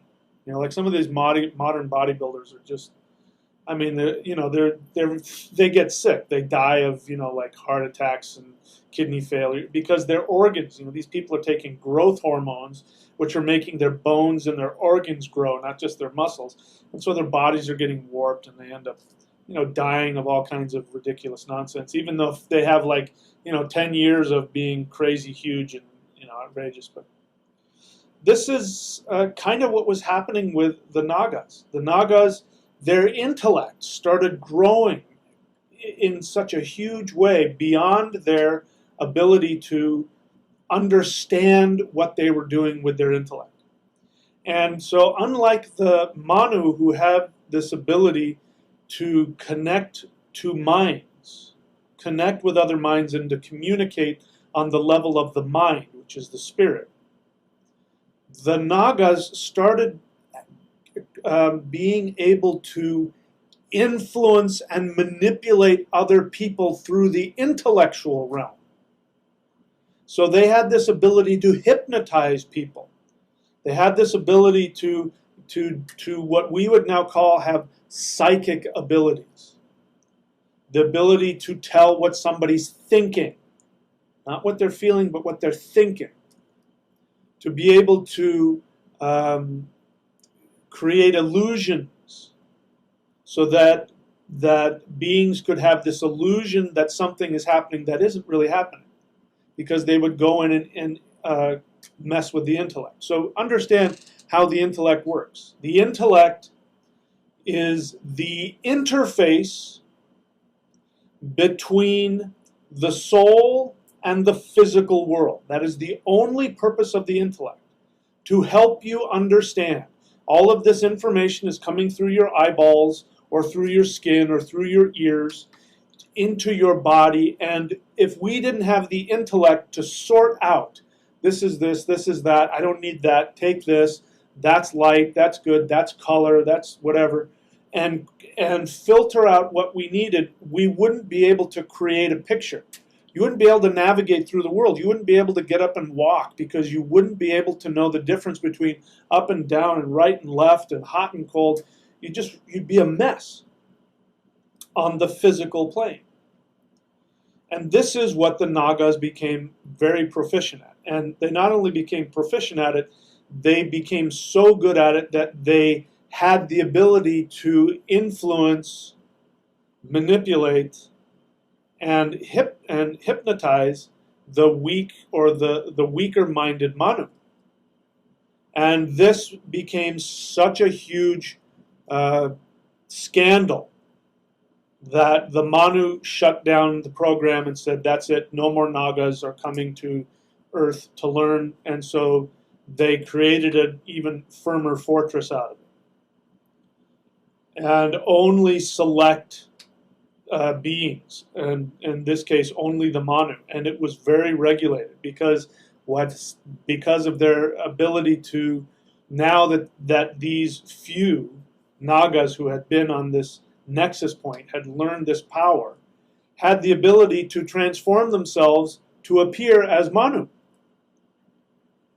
And so they could sneak past the guards and get to the nexus point, which would be like steroids for them, and their intellect would get bigger and bigger and bigger and bigger. So this is one of the issues. Now, I won't get into, there's a bunch of other stuff that happened which I don't have time to talk about, but suffice it to say, what ended up happening is that the Manu lost their supremacy over the universe, and they could no longer defend the nexus point from other beings. And so, because they could no longer defend it, the Nagas who had been waiting and watching, waiting for the Manu to lose their supremacy, the moment that they had the opportunity, they went to the nexus point and they took it over.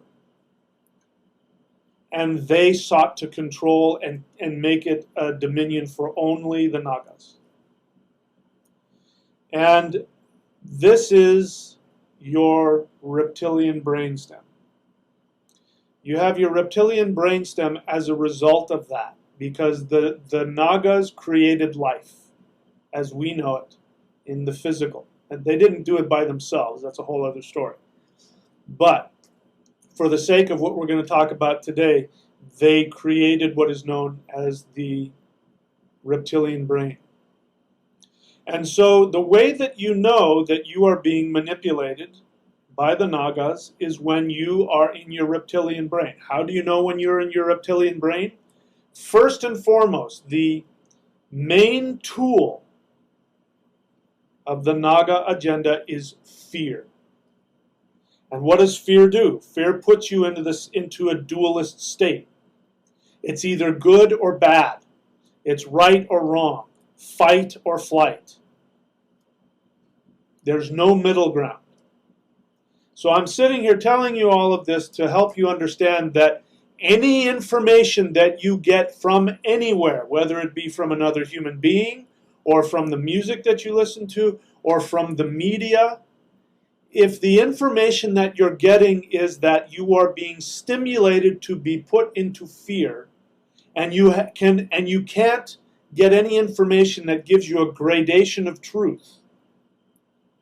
If the only information you're getting is it's either right or it's wrong, or if you find somebody who is, let's say somebody who has been known to lie, if you find that person who is most likely who has been known to lie, if that person is spending a lot of time saying other people are lying, that is a naga operative. I gave you the example before. You got a group of people at work, somebody's stealing out of the tin.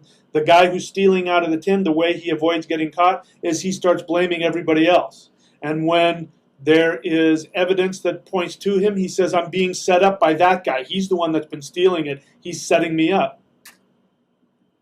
And if he's a true naga, he'll do it so well that people will buy into it.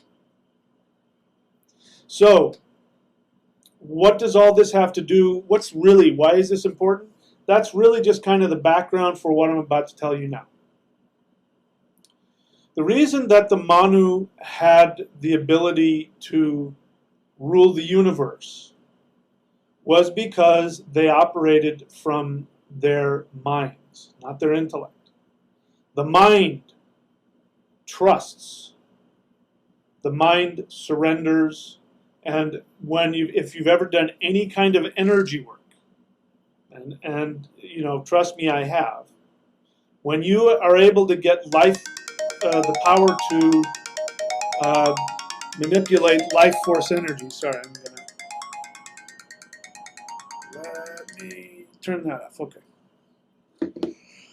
When you get the ability to manipulate life force energy, the way to do that is by surrendering. It is this strange paradox where when you surrender to the universe, when you surrender to life force energy, it obeys you. But at the same time, you can't control it. So the word obey is in quotes. And so then the question is, who is controlling whom? If you are using your energy to heal, if you are using energy to change the laws of the universe, the question is, are you the one that's doing it, or are you surrendering to the life force energy that's doing it through you? This is something that the Nagas can't understand because they are all about control. Whenever you're dealing with control, wanting to control the universe, control people, what you're really operating from is the fear of death. Death is the one thing that we cannot control. And we spend all this time in fear. Whenever you're in fear, if you're in fear of the government, if you're in fear of the Nagas themselves, if you're in fear of God's wrath, if you're in fear of losing your loved one, if you're in fear of money, not having enough money, this is really the fear of death. And it's a wasted fear because you can't avoid it. You know, I just came from swimming a little while ago in the ocean. I live near the ocean.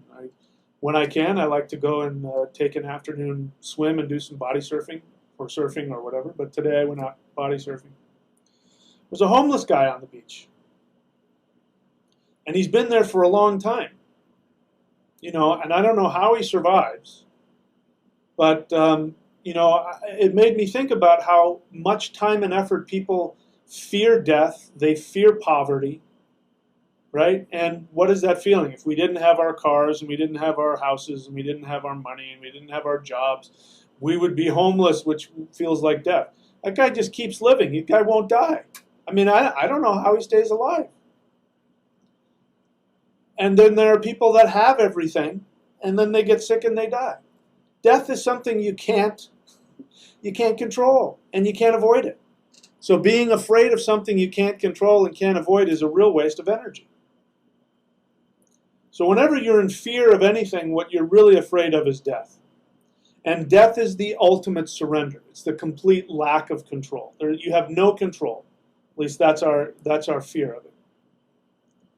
And so this is why Odin, Woden, he who is consumed with the fire of self-awareness. This is why Odin died to himself. He sacrificed himself to himself.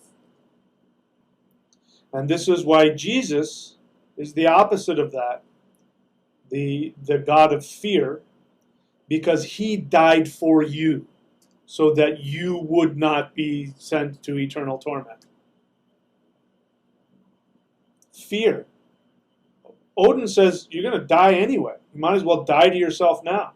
Sacrifice yourself to yourself. So that surrender to the infinity within is what brought Odin to become king of the gods.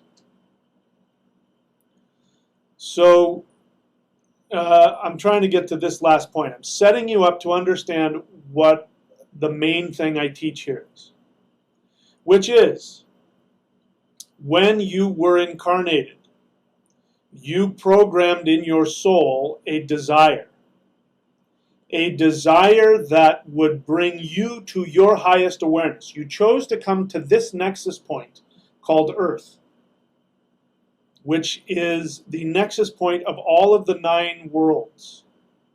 It is a place of intense power. That is why it is so challenging here.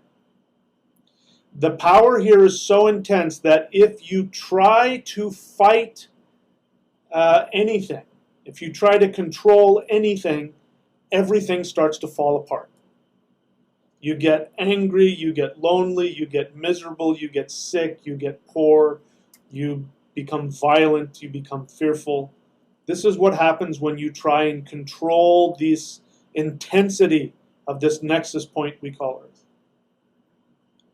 If you stop worrying about absolutely everything except for the one thing that matters, which is what you've programmed yourself to do, then the universe and these 9 worlds line up to give you everything that you need to achieve that.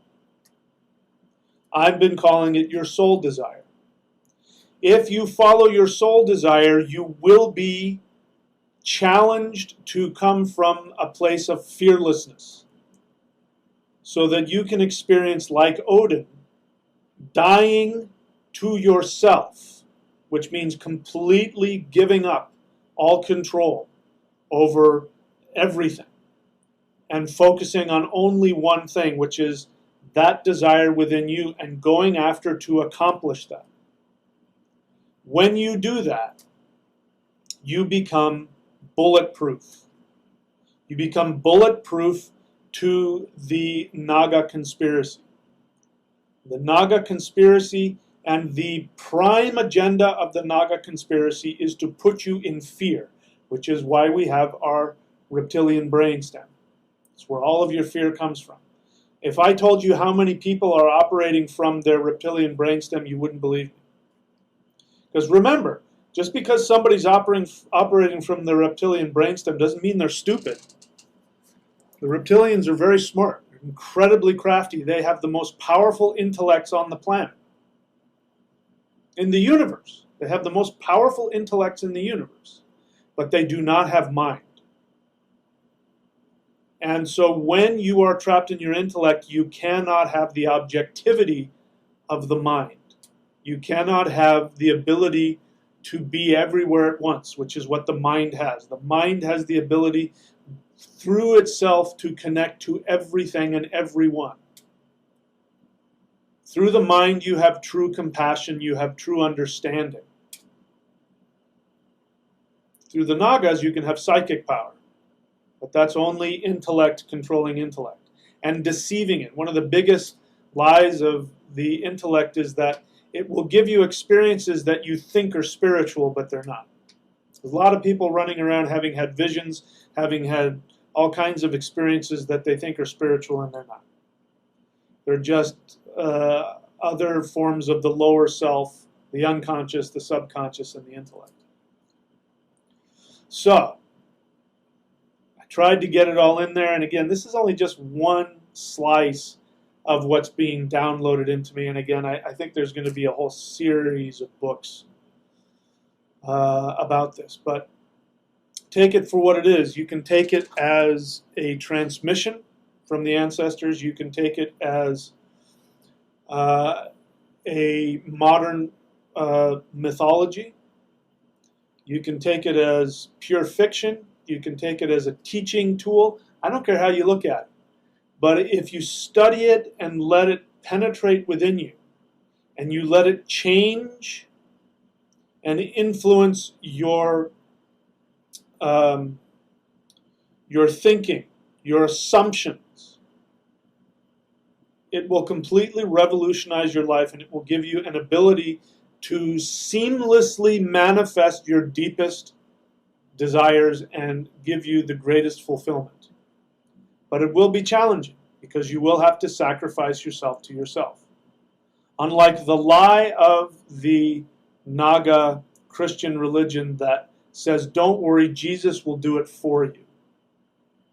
The religion that says that God hates you and wants to destroy you, and just simply by your presence you deserve to be destroyed eternally without mercy.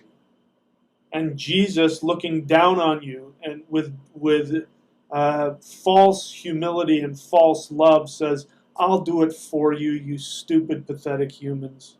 I'll die for you. And then you stay in fear forever. That is what belief in Jesus will do for you. It'll give you a false sense of love, a false sense of compassion, when in reality you are the masters of the universe. And you have been deceived by your own intellect and by your own reptilian brainstem to think that you are limited. And the last, and I'll shut up with this and then we'll open it up for questions.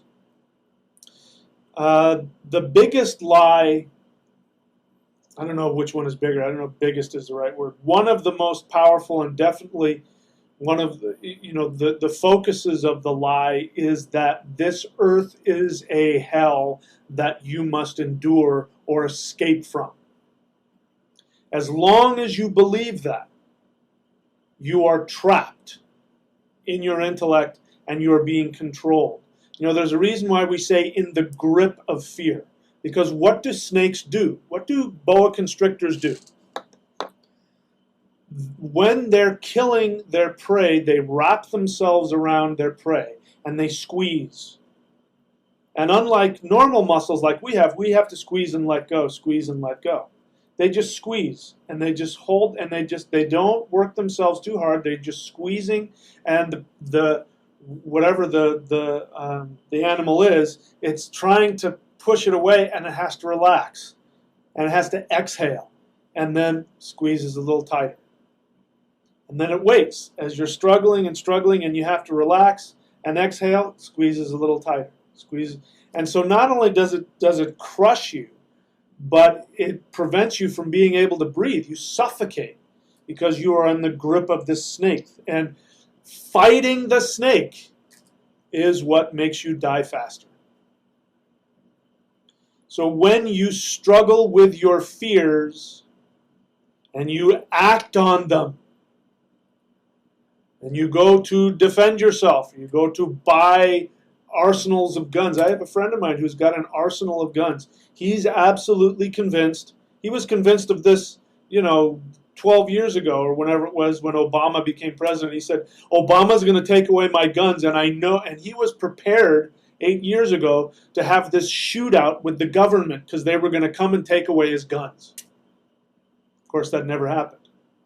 Same kind of thing. You need to go get all of these guns and protect yourself from all the you're trapped in that, and then it's squeezing, squeezing, squeezing.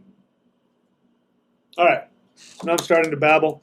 I'm going to take a break here, and then we'll come back and we'll see if there are any questions. So let's see, where am I? Right here.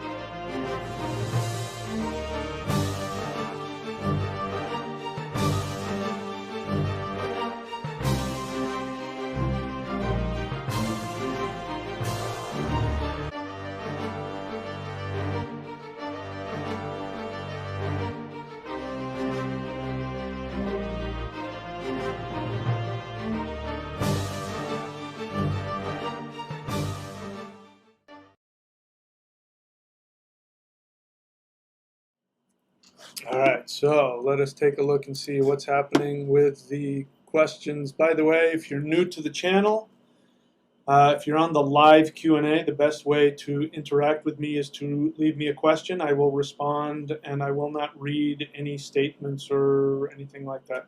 But if you have a question, I'll answer it. And the way that you let me know you're asking a question is you write question, and then you write down your question. Otherwise, I'll think you're just one of the many people who are just dumping their opinion, and I'm going to scroll past you. So unfortunately, I do miss a lot of questions because of that. So the way to make sure that I see it is to write question, and then I'll be able to answer. All right, so let's take a look and see what's happening here with the question, Jedi Black Knight question. Is it really appropriate to use the term Nagas, given that there are also many Nagas that are benevolent and want to help humans? Yes, it is, because as you continue to follow this download that I'm getting, you're going to find out that there are, in fact, many benevolent Nagas. I'm not a racist. And that they actually are working to help human beings achieve their supremacy in the universe. So it is appropriate. But we need to start from a vantage point, and so this is where we're starting from. And so there we go. All right. And again, bear in mind what this is, what it is that I'm doing. So don't be such a naga that you get wrapped up in the intellectual this, that, right or wrong, up and down. See things in broader perspective. But I understand your question, and it's a good question.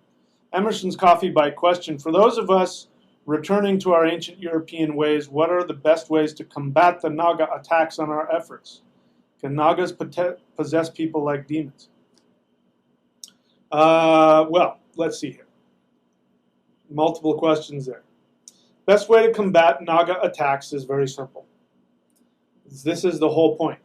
The whole point of everything that I'm telling you, this whole mythological setup, the story, is to help you understand that there's only one thing you need to worry about. And that is to follow your deepest soul desire. How do you know what your soul desire is? It's the one thing that when you're fantasizing, when you are giving yourself permission to completely fantasize about what gives you the greatest happiness, whatever comes to your mind, that is your soul desire.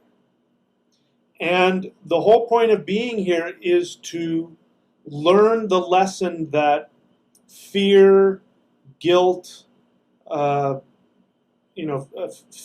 false responsibility, ego, all of that is a temptation to keep you from doing that childlike thing which says, this is what really makes me happy, and that's what I'm going to put my effort into doing. When you do that, you are operating from your soul. The mind is fueled by the power of the soul. The mind is the reflection of the soul. The intellect, again, is just the interface between the human spirit and the physical world. It's only here to give us that information. So when I talk about that the Nagas were very good at creating technology, there's nothing wrong with technology as long as its focus is to help you physically interact with this three-dimensional world. But when it's used to take the place of the mind and people use it as an escape, then they end up getting trapped in their intellect. Anyway, I'm going off the subject here. There's only one thing you need to do. It's always the same. My answer is the same to everything, which is follow your deepest joy and go after it. And no matter how scared you are, you do it. That makes you bulletproof. Makes you bulletproof from any naga attacks. Any attacks of your reptilian brainstem. Can nagas possess people like demons? Well, again, there's an assumption there. The assumption is that you are in danger of being possessed, either by demons or nagas or whatever. Possession only happens, again, if you go on, for those who are new, go and watch my videos about possession. Possession only happens to people who are seeking to be diverted from their emotional pain. And I'm not minimizing it. There are people who have gone through horrendous tragedy, physical, mental, sexual abuse, unbelievable amounts of trauma and tragedy. And this creates a schism in the mind, which is, how we end up people who have multiple personalities. It's a way to fragment the mind so that you're not overwhelmed with the horrors and the pain of what's happened. So that happens on multiple levels. And people, when they're running away from their emotional pain or their fear, then what they are doing is they seek to be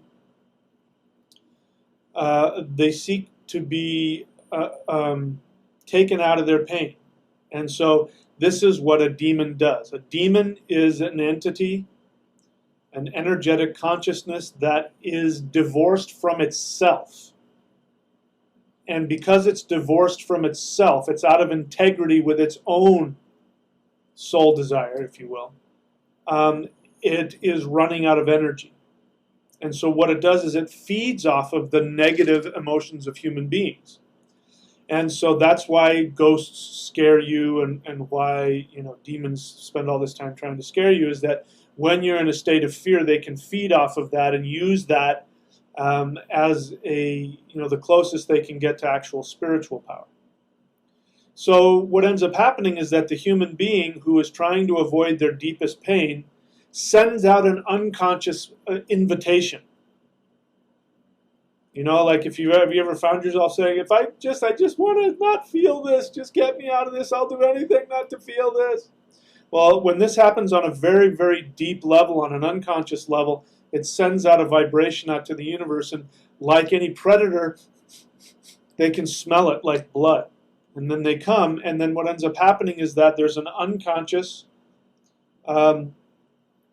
exchange and agreement that is made. It's a contract. And the person who is trying to avoid their pain says to the demon, unconsciously, of course, says, I need you to distract me from my pain. And the demon says, great, how about if I scare you and frighten you and give you all kinds of horrible nightmares and throw things around and all this other stuff, and maybe make you sick. And then the person says, great, as long as that gets me out of my personal pain, go for it. And then a contract is made. Once the individual, and I know this from experience because I used to be an exorcist, and this is how I learned that this is what happens, that once the individual acknowledges the pain and forgives their abuser, the negative entity has to leave. Whenever I did exorcisms, I was a Christian then, I could use the name of Jesus, blah, blah, blah, and it would sort of keep things, kind of under wraps, temporarily. But if the person did not forgive, did not name who it was that harmed them and forgive them, because once you forgive somebody, then you get to have your own feelings about it. Once they did that, then I was able to get rid of the demon. But then I would have to say to them afterwards, listen, you got to go to a therapist and get some counseling, and you got to go to your, as a Christian, then you got to go to your pastor and blah, blah, blah, and you got to stop, taking drugs and whatever they were doing. You've got to deal with your life, otherwise it'll come back. And sure enough, if they didn't follow my directions, it would come back. Because they needed it. It's just like people who are in abusive relationships. I remember once as a kid, I was 10 years old, and we saw this. I was with some older kids. No, I wasn't 10. What am I saying? I think I was like maybe 14 or 15. Sorry about that. I was like 14 or 15. And I was with like some kids that were like 16, 17. We were driving around, and we saw this car like drive up to the edge of this cliff, and this woman comes flying and tumbling out of the car, onto the side of the road, and then the car takes off. And she's like on the side of the road, and she's crying, and we get out and we're like, what is it? What's going on? And she was totally in shock, and we found out that there was some guy that was abusing her, and sure enough, he came back. And I was furious, but I was only like 14 years old. I was a little kid. And I'm like looking at him, I'm all furious, and the guy got all in my face, and but somebody came along and got in his face and told the woman, listen, come with us, you're safe, come with us, we'll take you to the police, and you'll be okay. She got back in the car with the guy. There was no reason for her to do that, except why? She was more addicted to the drama and the chaos of being physically abused than whatever else was going on in her life that she was afraid to look at. And I know that's a general statement, but it's still true. You go deep enough, it's still true. This is what happens when people become possessed. It's the same thing. So there are no victims. To get back to your question, how can we keep ourselves from being possessed? You don't have to. Go after what makes you happy. Deal with the fear and the pain that comes up. Own it, and continue to take fearless action towards what you want, and nothing can touch you. The universe has to give you everything that you need, including protection. This is why I tell people to never get worried or bent out of shape over all the political stuff and all the stuff that's going on over the world. If you follow that rule, you can always find a way to where you belong. There was a guy that I've known since college who got out of Syria. He was targeted by the government of Syria way back when, and so he made his way out, and he walked across the desert and got into Arabia, and through Arabia got there, and eventually got here. And he's now very successful. And that, just shows you that no matter who you are or where you are, you will be given the strength and the power to do whatever it is you need to do to accomplish your soul desire. Evan Price, question. Do you believe Moses' cane that turned into a snake has relation to the reptilian brain? I have such a problem with any of the Abrahamic tradition that I don't even want to give it any credence whatsoever. I just don't have an open enough mind about it. I think it's such a toxic belief system that I don't even want to look at it. Because, it's not like normal mythology. I mean, first of all, the whole story of Moses, by the way, is completely made up, and it is presented as historical fact. It has always been presented as historical fact. So much so that still a huge amount of the population of the world believes that the Hebrews came out of bondage out of Egypt. It never happened. The Hebrews are the descendants of the, what are they called? The Canaanites. The Canaanites are the ancestors to the Hebrews, who are the ancestors to the Jews. The Jews are nothing more than Canaanites.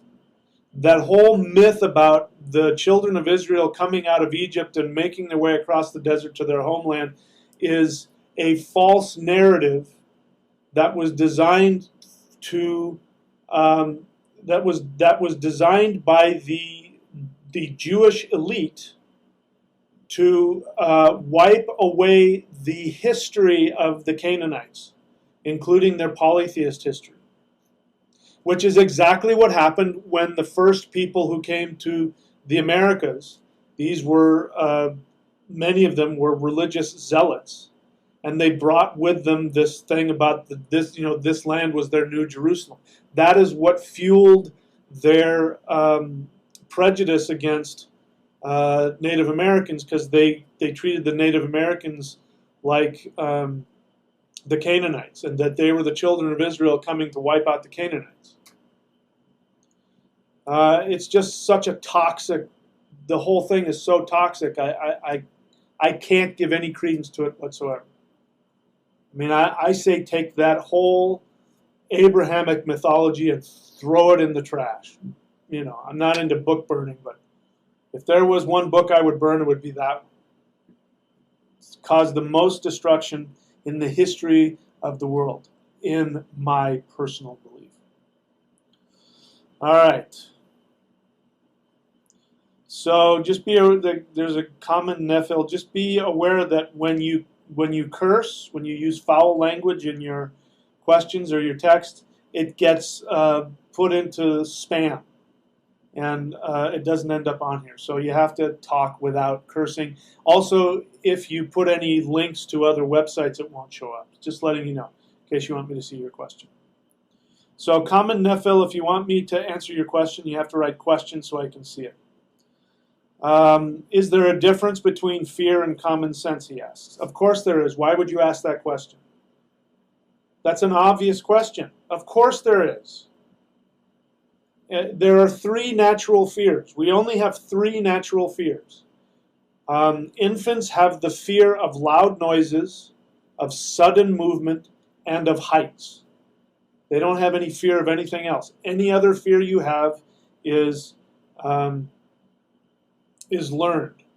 So unless something is flying at your head, making a loud noise, and threatening to push you off a cliff, you have no fear in the moment that you need to be worried about. Worried about things that aren't in the immediate realm. Like, I was out swimming out there and body surfing, and the waves are starting to pick up, and I started feeling a little fear. Ooh, that's a big wave. That might help. That's a common sense fear. But I'm not worried about the ocean doing that to me now. I'm not in the ocean anymore. So if you're sitting there in the comfort of your home worried about something, whatever that fear is an unnatural, irrational fear. And that is not common sense. So when people ask me that question, and I don't know you, but when people ask me that question, my first reaction is that this is somebody that is proud of their fears, that likes their fears, and wants me to back up. Yes, you should be afraid of the government. You should be afraid of this. You should be afraid of those people and that, and this race of people and that religion. And then you can hold on to your fear, your irrational fear.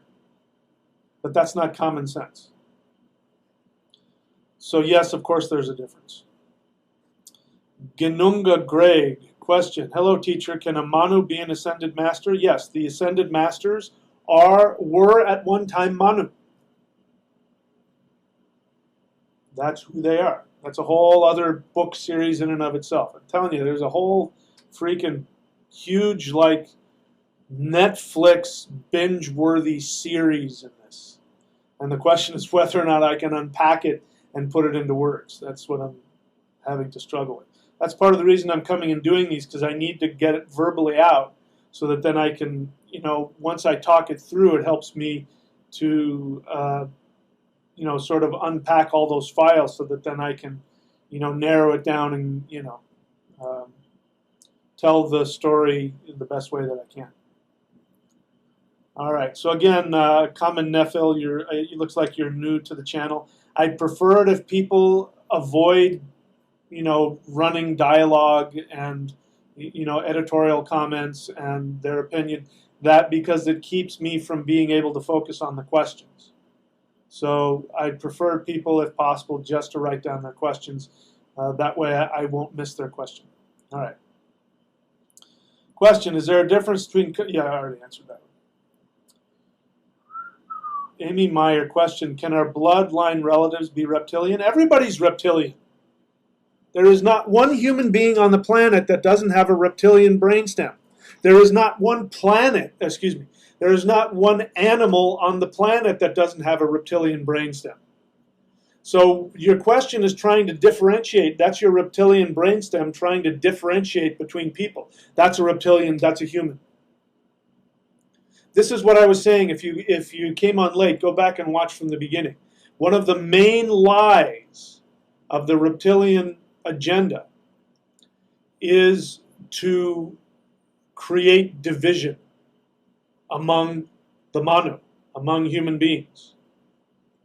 And so the idea that some person can be good and some person can be bad, the desire to judge somebody based on one little thing, it's like the liar who is, again, use the same analogy. There's a bunch of people at work and there's somebody stealing from the till. The guy who's stealing from the till doesn't want to get caught, so he starts blaming other people. When the evidence comes back that it's him that's stealing, he says, it's because that guy's setting me up. He's lying.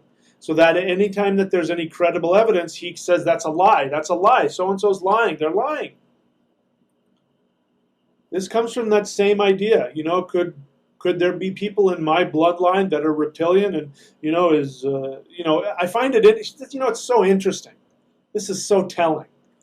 It's so telling that a lot of the fear of reptilians as being something other than what I'm talking about is a reptilian lie. Isn't it interesting that all the reptilians are rich and famous? That all the poor, we don't talk about poor people reptilians, we only talk about the rich and famous. You know, that once you know, somebody becomes a powerful politician or becomes a famous musician, you know, just by that alone, they must be reptilian. Isn't it clear, isn't it just painfully clear that this is coming from the jealousy of people who think that they're weak and they are jealous of other people's success? And well, of course, they're reptilian. Reptilians are trying to keep us good people down. You know, and this person is living off of welfare or, you know, has a whatever. So everybody's a reptilian, including you. And you have the choice about whether or not you want to operate from your reptilian nature or whether you want to operate from the nature of your mind. The way to operate from the nature of your mind, by the way, the phone agrees with me right there.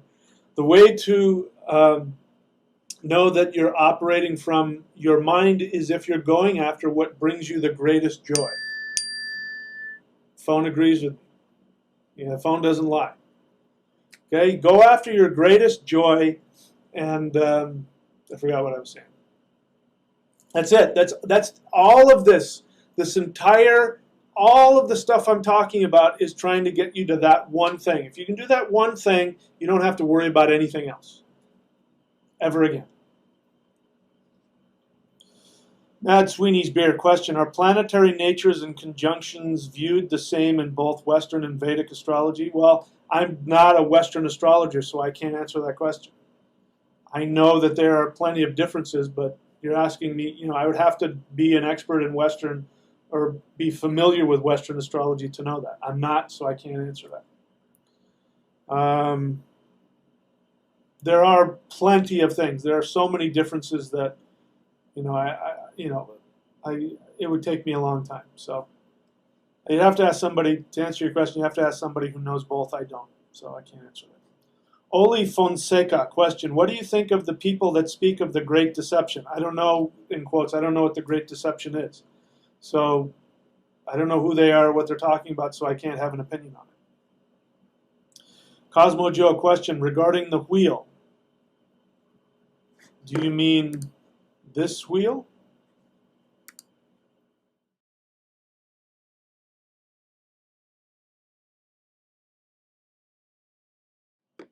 Or do you mean this wheel?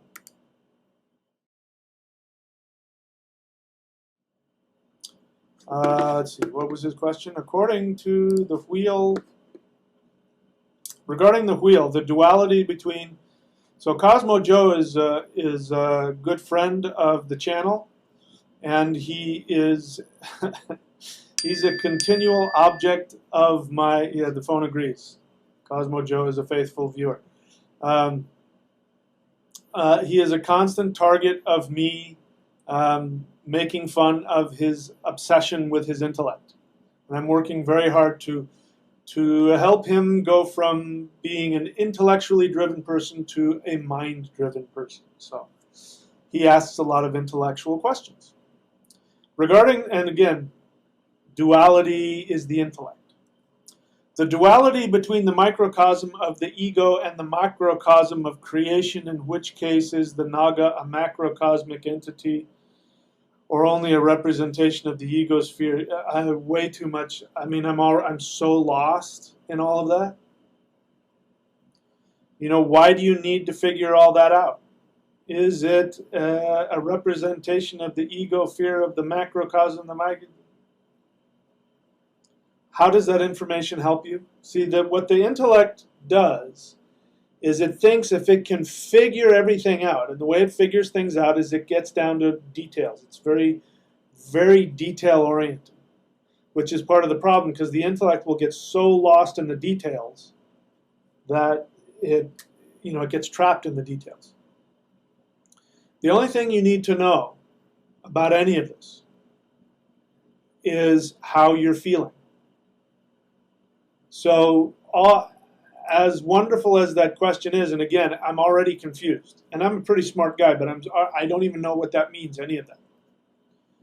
All I know is that fear keeps you out of your soul desire.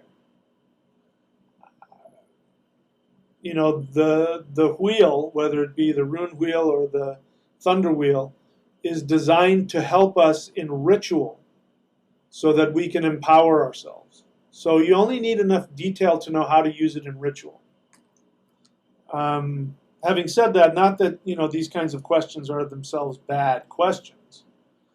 It's just in this case, I think you're overthinking it. And even if you're not, it's too intellectually dense for me to figure out. So I can't answer your question for you, but thank you for asking. Common Nephil question. What happens when you reach a level of self-awareness that it feels like an eternity has passed in a short amount of time? Why are you asking me that question? How would I know? What happens when you reach a level of... there's an assumption there. Are you asking me that because you've experienced that and you want me to tell you how spiritual you are? Are you asking that because you haven't experienced that and you want to experience that?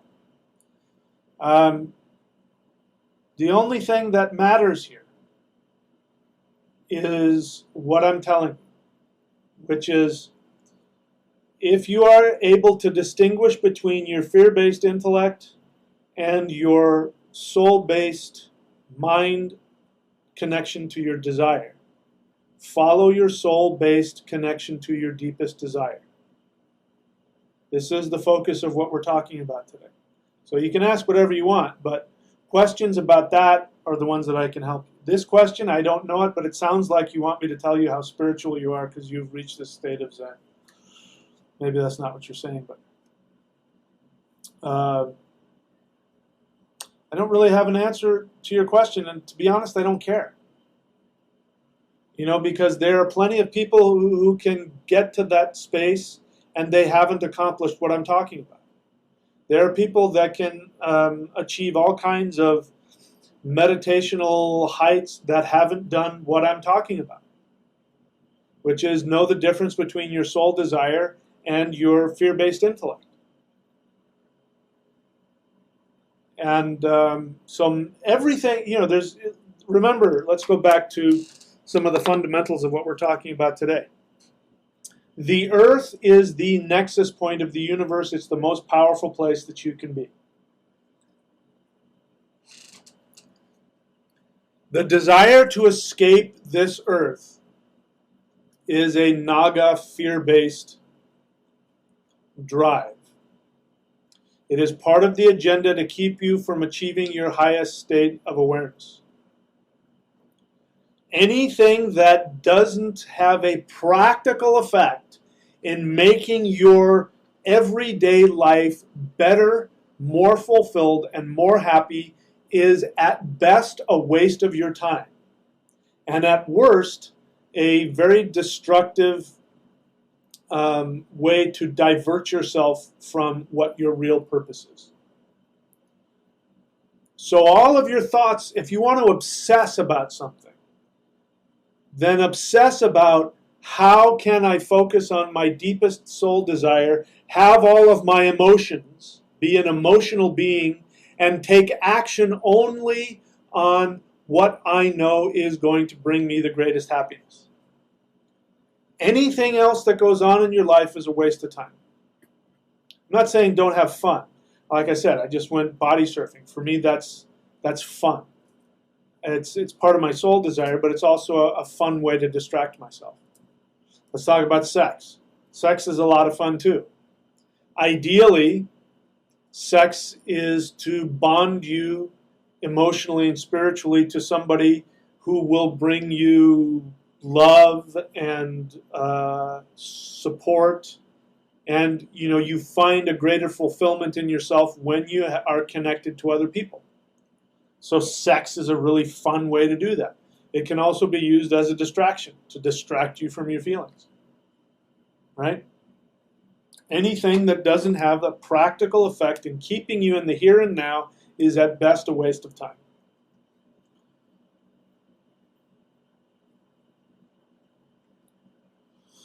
Again, I'm trying to get past all of the people talking and leaving their opinions. Please avoid that if possible.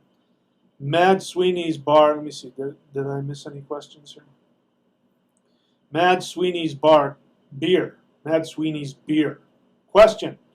Can you say the Om Namah Shivaya a couple of times so I can hear how it's pronounced? Om. I'll spell it for you. That M is actually an NG sound. Om Namah Shivaya. Oops. Shivaya. Om Namah Shivaya. Om Namah Shivaya. Om Namah Shivaya. There you go.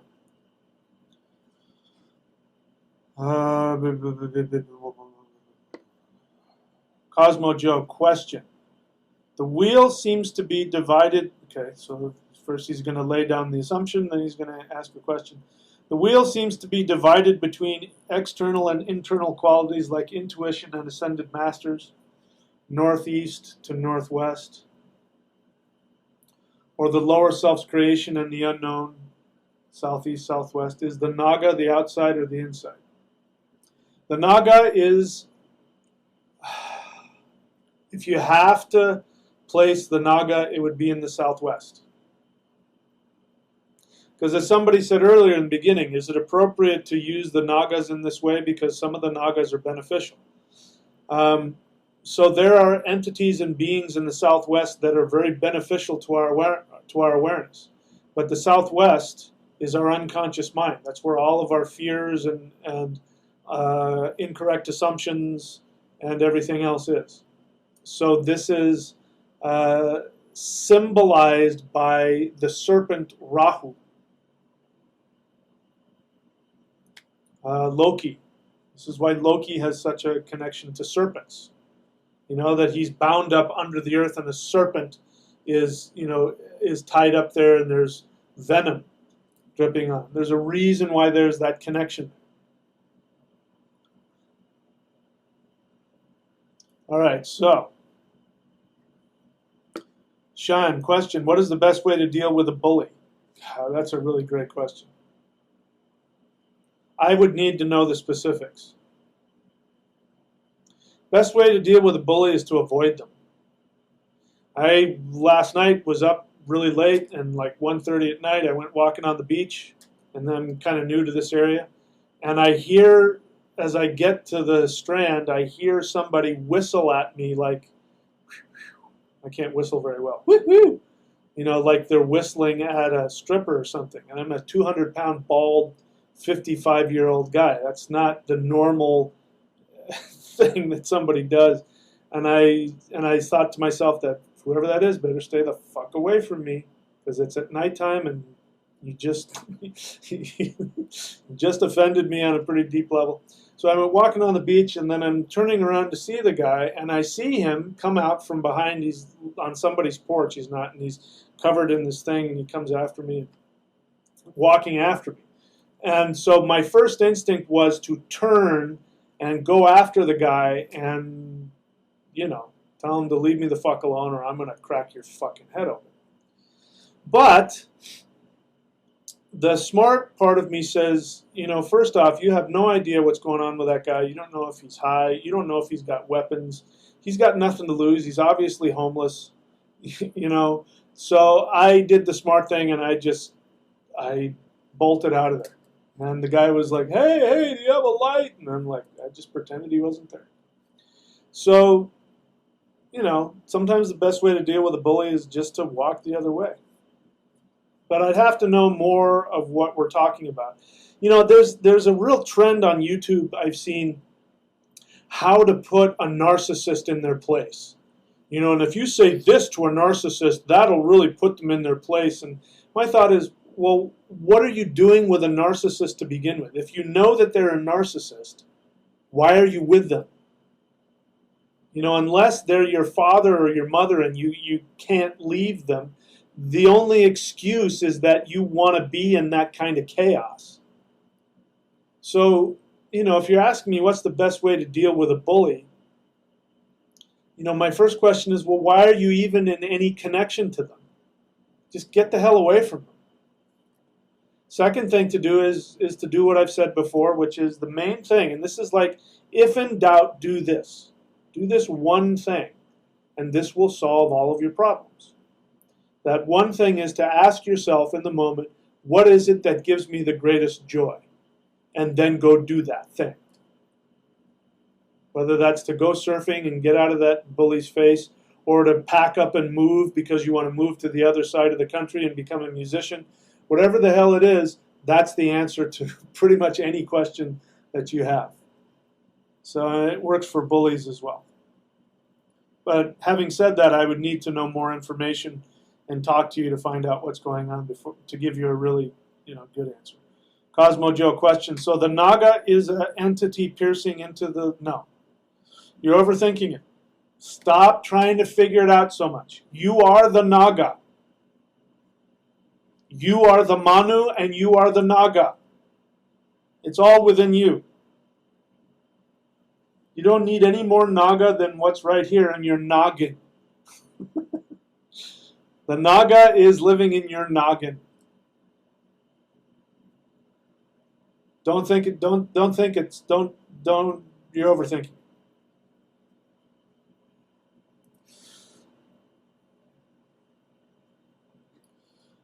Sean, in a school setting, a school bully that picks on other people. I don't know. I had to deal with it as a kid. I got picked on a lot. I got picked on by my older brother. I got picked on by older kids, and that turned me into a very frightening person in my 20s because I had been picked on so much that, and even now when I go surfing, my first instinct is just like last night. Somebody starts coming at me and I don't know what's going on. My first instinct is to turn around and be ready to pummel. If I'm out surfing, somebody paddles out, my first instinct is, what are you doing out here? And they're usually just wanting to have fun, and I have to learn to get over that. Not everybody's a bully. So I don't know. I wish I could give you a good, when it comes down to this, what you can do is what I just said earlier. Do it in your meditation, focus on your power, focus on what gives you strength, focus on what gives you joy, and go after that. And that will usually create a protective barrier around you, so that if you're following your soul desire, the universe has to protect you. So even if that person, that bully doesn't get put in his place, the universe will sort of keep you out of harm's way. That's my experience. All right, so I'm going to take a short break here. I'm going to do a little bit of some business here, which is a little bit of letting you know about a new service here, and then I'll come back and see if we have any more questions. So hang on.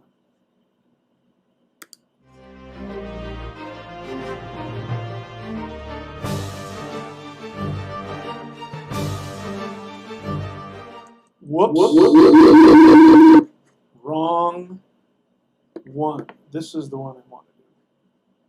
I think this is it.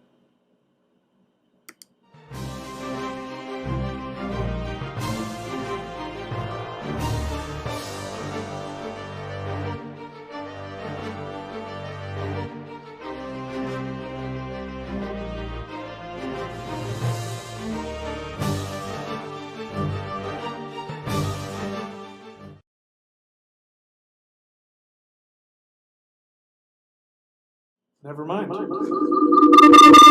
I did not upload it, so we'll have to talk about it another time. In any case, we'll go back to this one. I'll be back in a couple minutes.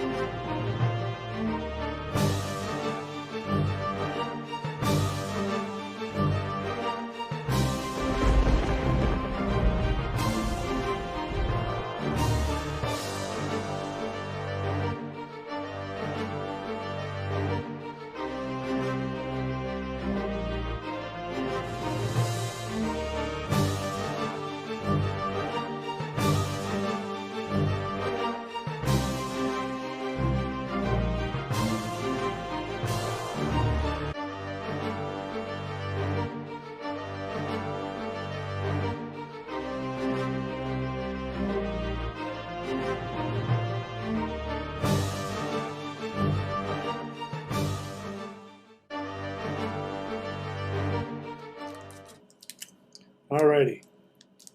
So I'm back. All right, let's see if there are any questions.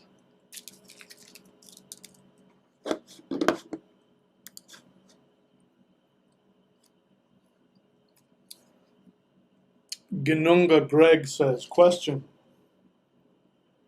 How long should I wait to do Qigong after eating? Guess the same amount of time that you would wait to go swimming.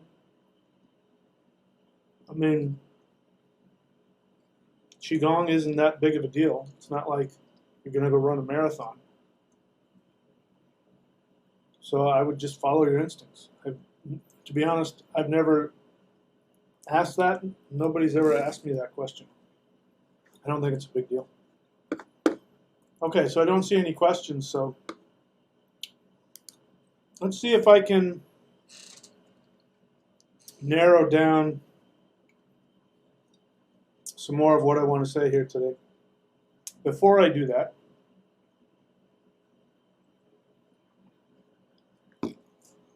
there is a new service that I have just launched, which is the 9 World Rune Certification teaching. So you can go to runecertification.thunderwizard.com. I don't even know how many. I'm still adding more videos all the time, but every single video I have, whether it's paid, like paid DVD, or whether it's on the Patreon site or free on the free YouTube channel, has been put into one place. I'm adding new video teachings that go a little deeper into rune readings and rune divination. And that's for those who want to be certified to do the 9 World Rune reading that I do. It's one of my most popular services. And people have been asking me, can you certify us in rune? Can you say blah, blah, blah. So the way it'll work is you can either just go and, study all of the videos that are there just for your own edification. And then for those that want to get certified, they can get certified as well.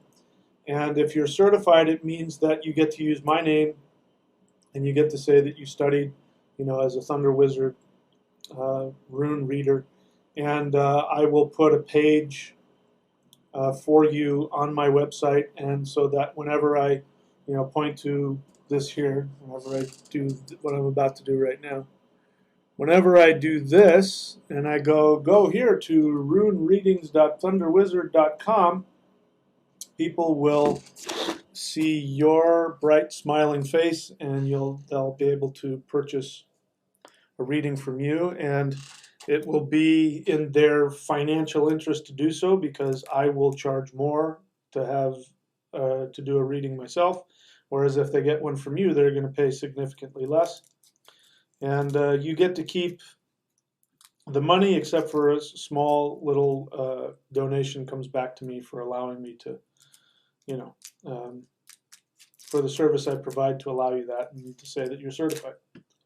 So that is something new, and people have been asking it, and I'm almost done with that. You can get started with it now if you want. I still have a few more videos to put on there, but people can go ahead and get started now if they want. Okay, so let's talk about the nagas and the manu. So I'm going to recap about what I said last time, which is that when the Manu created human beings, we are the descendant of the Manu. Manu means mind. And in multiple traditions, you find that the first human beings are called Manu.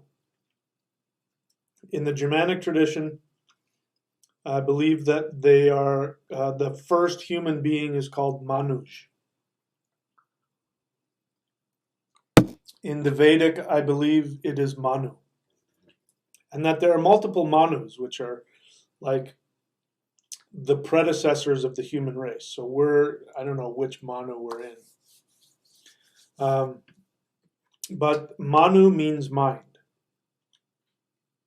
So this is why I'm pointing out the difference between the mind and the intellect, and the dangers of allowing the intellect to completely take over the mind. And again, the intellect is that part of you that wants to figure everything out. The part of you that says this is good, that is bad, that is up, that is down. Part of you that is full of fear. This is your intellect. The intellect is only here to solve minor problems and how to deal with the three-dimensional universe. It's not designed to go beyond that. The mind is who we are as human beings, which means that according to many of our ancestors, the whole focus of being a human being is to reflect the soul, because Manu means mind and it means moon. It's the same word. It means to reflect the sun or the soul, the Sawul. Sawul is the Anglo-Saxon word for the sun. No, don't tell me what I'm spelling. I know what I'm spelling. Sawul equals sun. Sawul is the ancient spelling of S-O-U-L, soul. So the mind is there to reflect the soul. That is what meditation is. When you're in a state of meditation, then what is happening is that you are reflecting the soul. Zephyron Digital, looks like you're new to the channel. Thank you very much. Please try to restrict any comments. If you have a question, I'd love to hear it, but I'd prefer we didn't just type whatever the hell. I know what I'm saying. I don't need you to agree. Thank you. Nothing personal. So, yeah, type question and then ask a question, and I'll be able to help you. So, what happened is that the Manu, when they created human beings, they had to make hybrids. So this is, again, a deeper subject we have to get into, as how the human beings became this hybrid of the reptilian intellect and the mind, the spiritual mind. This is something, as I said, it's going to take a while to share, but this is why we're constantly at war with ourselves. This is why we are constantly going from, trying to get out of fear and going into trust. This is why this is happening. Because one of the things that the reptilian brain does is it gives us a very strong connection to the physical realm. And for the soul to really learn, it has to be confined. It has to be confined in three-dimensional space.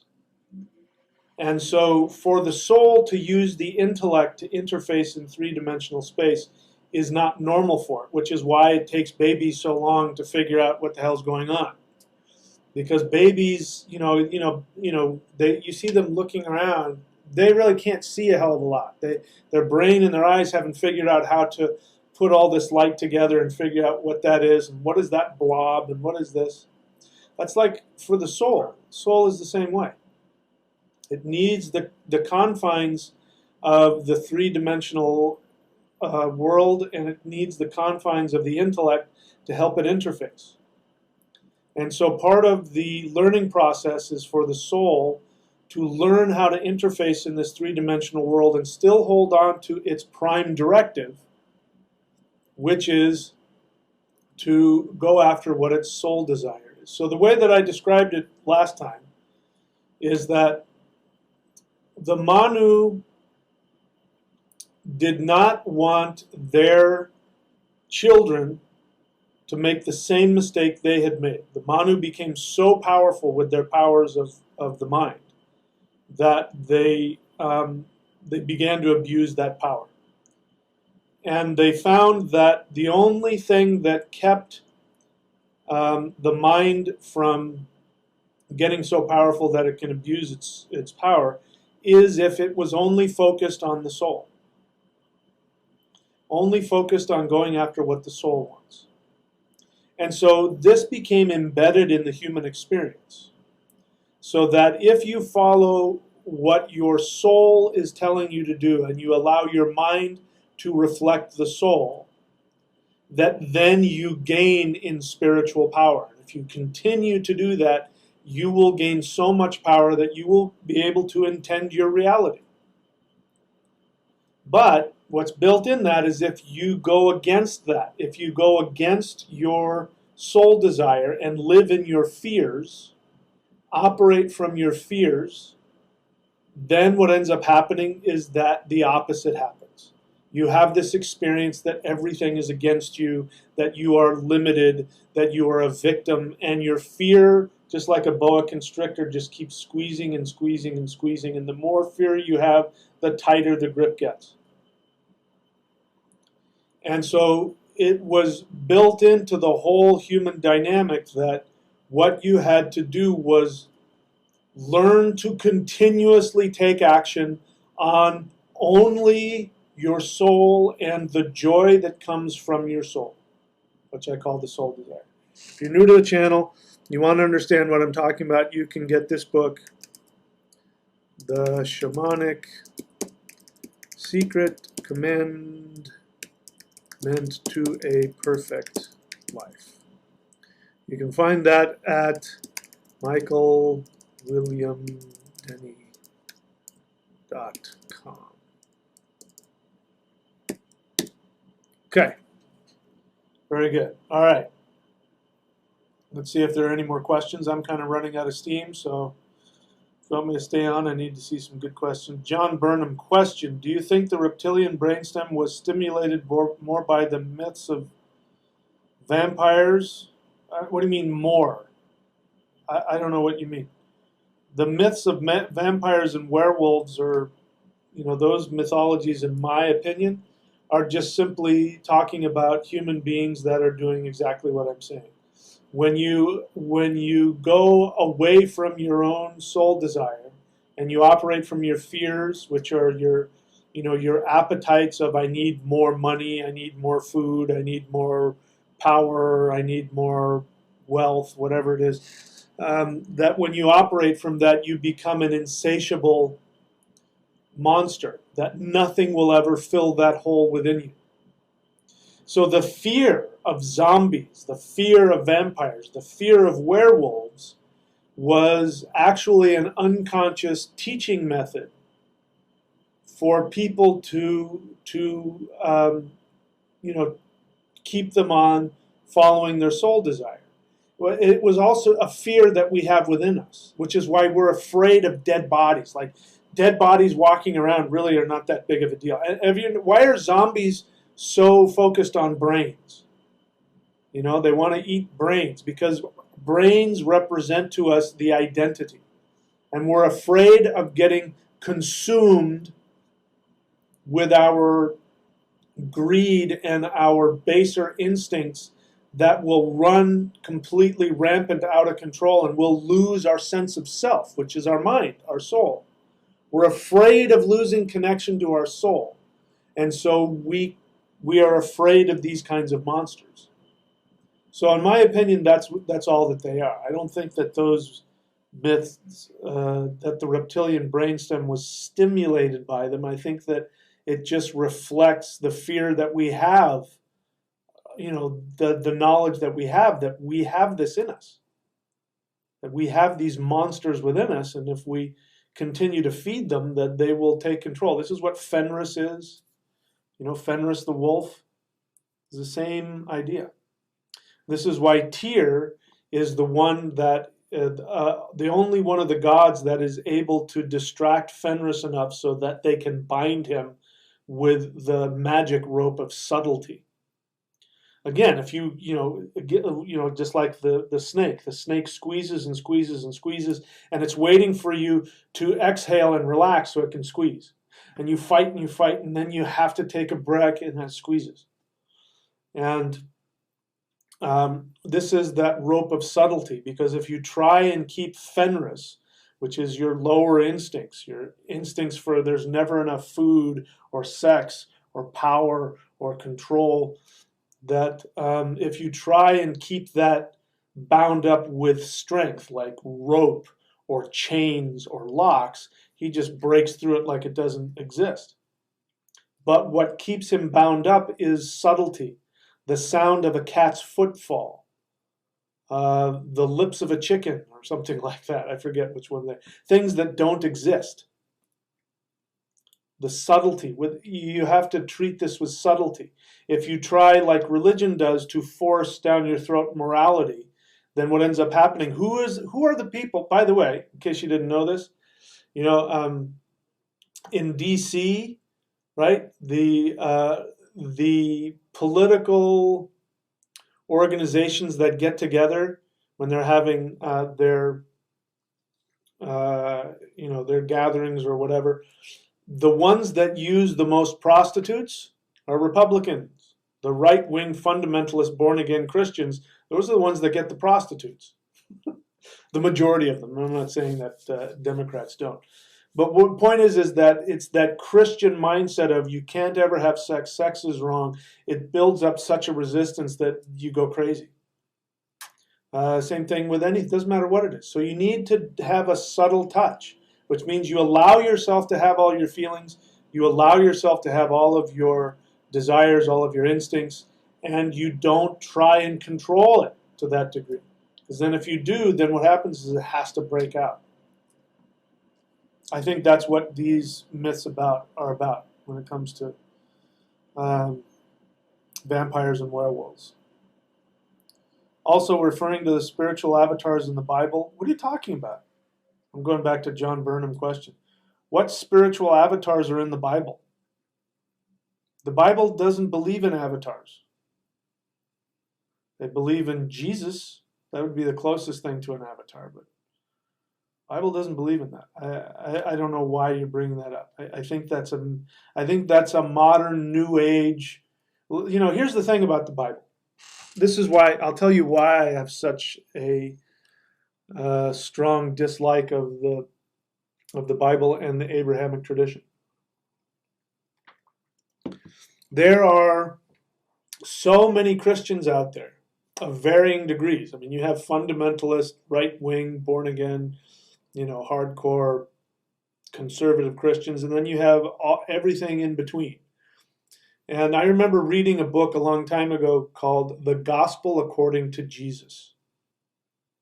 And what it was a bunch of religious scholars, liberal religious scholars, who were writing, they were examining the Gospels, and they were picking out the parts that they thought, I think this is what Jesus really said. I don't think Jesus said that. I think Jesus said this. And what they were doing is they were taking the parts that sounded good, like love and grace, but anything that had to do with sin or condemnation they were taking out because they didn't like that.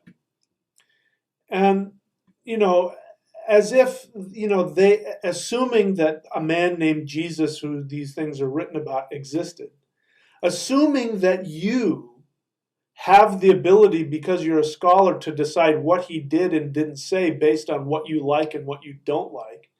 I mean, that's just so incredibly narcissistic, But this is where I would say most religious people have to live. Because at some point, you're going to find something in that book you don't like. Whether it's trying to explain why, the Joshua came in and wiped out all the men, women, children, and animals. And you have to know that some of them were innocent, right? Of course, that never happened. But you have to decide which part of it you like and what you don't like. It's impossible to do that. To believe that God hates your guts so much that he wants to put you in eternal torment for eternity.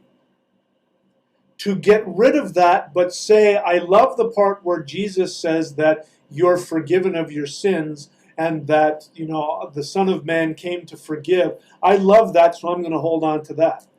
The problem with that is that you can't take any of it, even the parts that you like, without adopting the assumptions that you don't like. Because in order for there to be forgiveness of sins, it means that you're sinful. In order for Jesus to die to give you grace, you have to accept that God the Father can't stand you. The God that created you can't stand the sight of you. You can't have one without the other. So this is why when people ask me about, well, did the Bible really mean this? And wasn't it just a symbol of this or a metaphor of that? No, it wasn't. Even the Gnostic origins of the Bible are based on human beings being trapped and being victims. And that you have to go past the demiurge to get to the true God. That there's still this victim mentality, which of course is really just the reflection of that time in history where you had people being enslaved by imperial elites. And it was their spiritual projection of their, real life here on earth. And the whole point of that religion was to say, this world is fucked up. Let's just focus on getting past and get to the true. That's what all that shit's about. Which is why our ancestors, the myths of our ancestors don't reflect that. Shamanism is about learning how to live in the world. The first shamans, according to many native traditions, are people who had the ability to tap into where the herds of animals were going. And they would go into trance so they could see where the herds of animals were, so they could follow them, so they could survive, so they could eat. Then later on it became they started doing rituals to take care of the souls of the animals that they had killed. Shamanism was a practical spiritual path. Before that, there was no religion. Human beings were still evolving until they had a need to have something that would connect them spiritually so that they could function better in the here and now, in this three-dimensional world. Any religion that doesn't make you happier and help you have a better life here and now is a waste of time at best and outright destruction at worst. So that's why when people want to ask me about the Bible, that's why I say throw it away. There's nothing valuable, because even if I start picking apart, Jesus meant this, and then this is what the symbolism of what Jesus said, and we can take that, then I'm giving credence to the rest of the assumptions underneath it that you have to accept in order to accept any of the good parts of Christianity.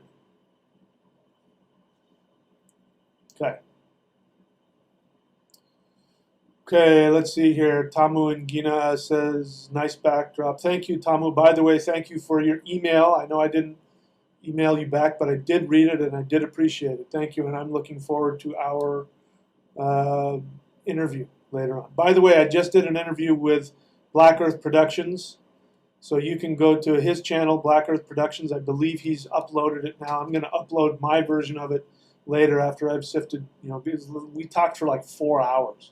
It was really intense. So anyway, you can go and watch that on his channel if you want. Paige Keller question. I'm just catching the end of this, but who created this matrix and who put us here and why?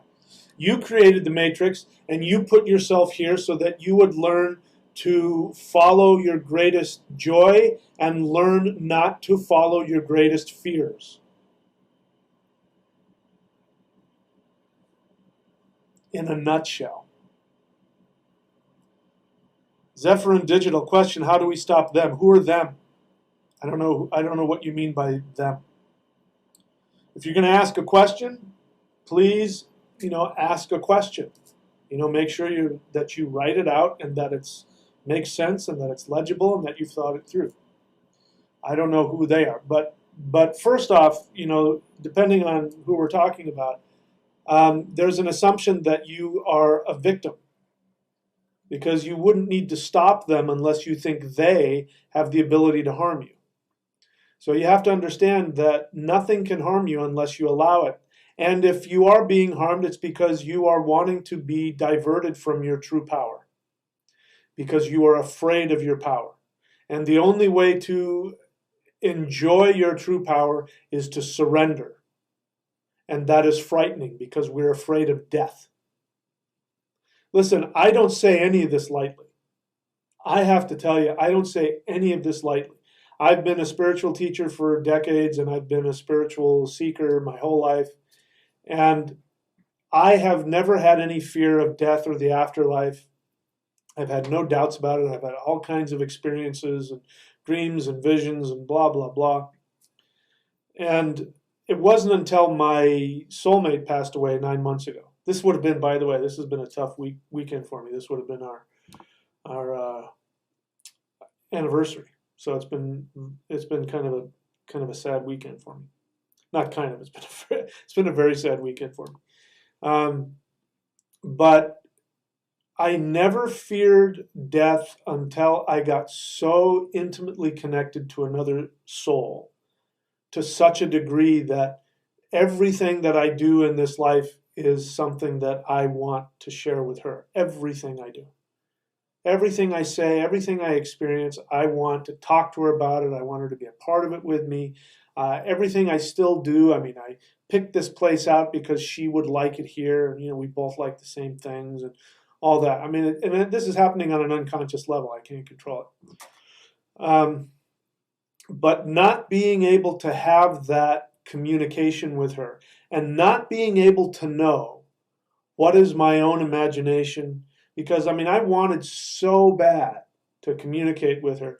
And there were a handful of people who came to me who believed that they had messages from her, and it was extremely tempting to buy into those messages. And what ended up happening is that when I used my mind instead of my intellect or my need or my fear, and I sat back and listened, there was nothing that was told to me that couldn't be found out either on the internet or by listening to what I say, and that a lot of the things were just so completely wrong.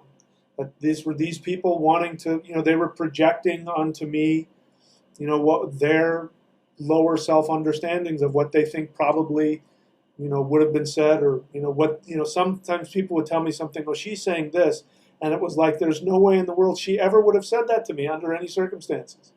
So I know this is your stuff. I didn't say that because they haven't asked. Nobody's asked me what do you think. But point is that it's been so difficult for me to try and figure out, what is my, because no matter what, whether I have a dream, whether I have a vision, she appears in front of me, I could easily explain all of that away. None of it proves anything. None of it proves that the soul exists or that she's out there. So I say this with as much awareness as anybody, that I have been experiencing the fear of death like I never have in my whole life. And it's ironic, I could care less about me. I'd happily end my existence if it meant her happiness. I would. I love her that much. But the fear of, if she's not out there, that means I'm going to die too. That fear is just hitting me now for the first time in my life. I've never had it before. So when I talk to you about overcoming and facing your fears, I'm not talking about the new age, pretend everything is love and light and pretend it's not there. I'm not telling you to do that. And I'm also not telling you to do anything that doesn't benefit you in the here and now. And I can tell you from personal experience and from watching others and teaching others that having all of your fears and taking action, sometimes in direct opposition to what your fears are telling you to do, is in fact the most practically beneficial thing you can do in your life for your own empowerment and for everybody else's empowerment. So if your spirituality doesn't have a practical, payoff, then at best it's worthless. This is why, I come down on people who think that shamanism is about taking hallucinogens and tripping out. In my experience, Most of the time when people are tripping out, it weakens their ability to follow through on their action, to take action in their lives. That's why I don't do it. Qigong, on the other hand, is a natural way to have those same experiences, to stimulate all of the glands in the brain, so that you have the same kinds of experiences you do on teacher plants, power plants, hallucinogens. There's no side effects, and it gives you more strength to take action in your life. That's why I teach it. One of the benefits is that it gives you a greater spiritual awareness. It gives you a greater spiritual experience of having connected to the eternal power of the universe, the power of the mind, all of that. That's a side effect. But that is meaningless if it doesn't equate into real life, practical solutions for your everyday life. If it doesn't make you physically healthier, doesn't make you psychologically and emotionally happier, if it doesn't give you greater wealth and prosperity, whatever that means to you, it doesn't have to mean money. If it doesn't give you better relationships with other people, it's pointless. So when I tell you this big long mythology that I said is, has multiple volumes of books worth of stuff, I'm going to take you on a huge trip if you follow me on it. I'm going to take you down a spiritual pathway that, if you listen to the mythology as I teach it to you and you let it sink into your mind, it will change your assumptions and help you to have what is most important, which is to have a better life here and now. That's the whole point of all of this.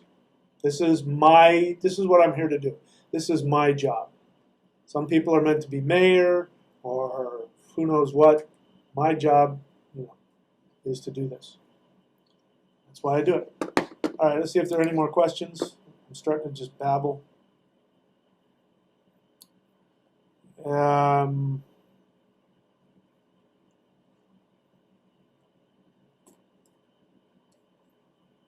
Yeah, so let's see. Again, guys, please try to avoid putting your opinions on here, please. Takes up a lot of my time trying to get past to the questions. Isis Blackfeather, question: do you see a future where we as humankind stop segregation between peoples? Do I see that future? Yeah, I see that future. It's going to, look, we've been here on this planet we're just talking about human beings and proto-human beings for millions of years. If my understanding is correct, we have been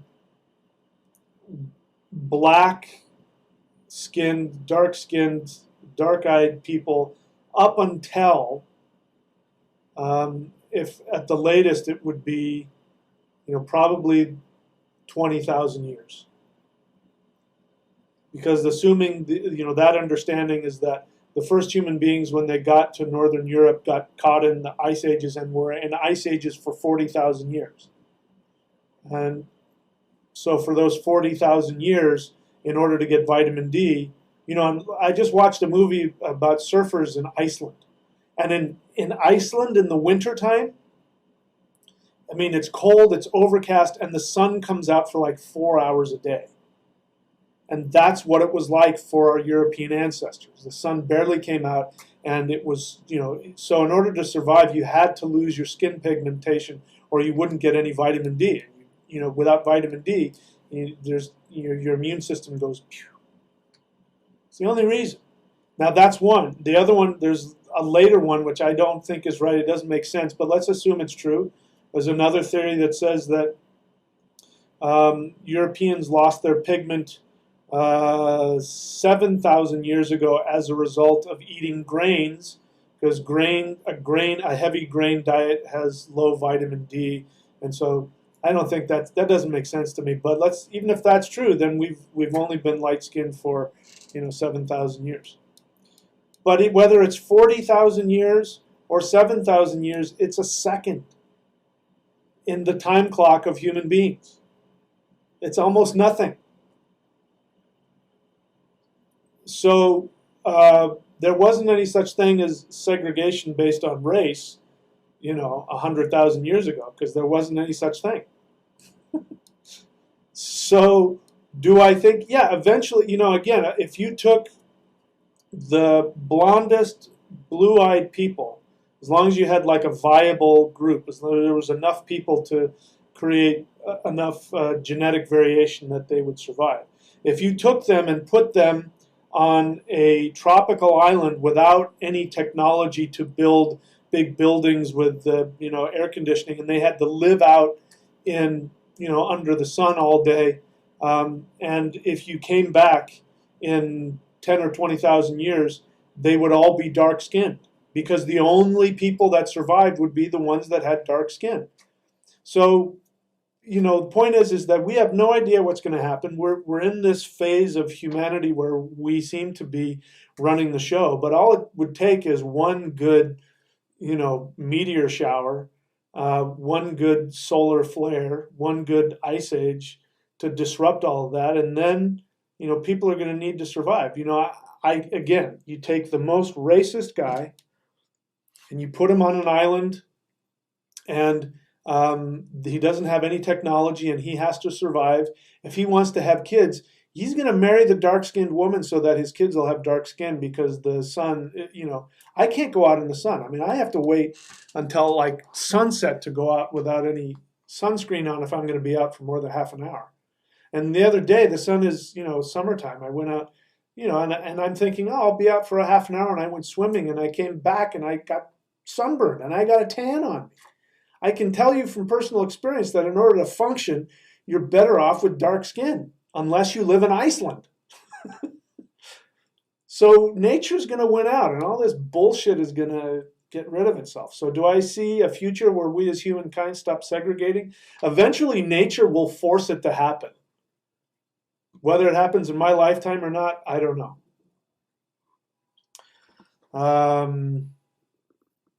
John Burnham, question. So are you saying you can't link Native American / Egyptian mythology and the serpent? What do you mean? When did I say I couldn't do that? I don't understand your question. And those are two completely different cultures, by the way. I mean, why, can we link them? They both use the serpent. Yeah, so what's your point? Are you saying that they're descended from each other? I don't understand what you're asking. And I don't even know why you're asking it, because I don't remember ever saying that you couldn't do that.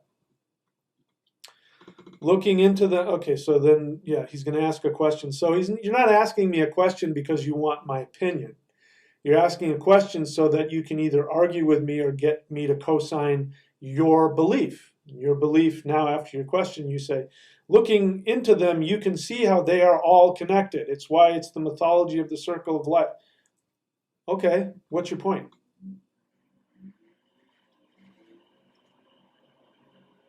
What is it you want to say from that? That they're all descended from each other?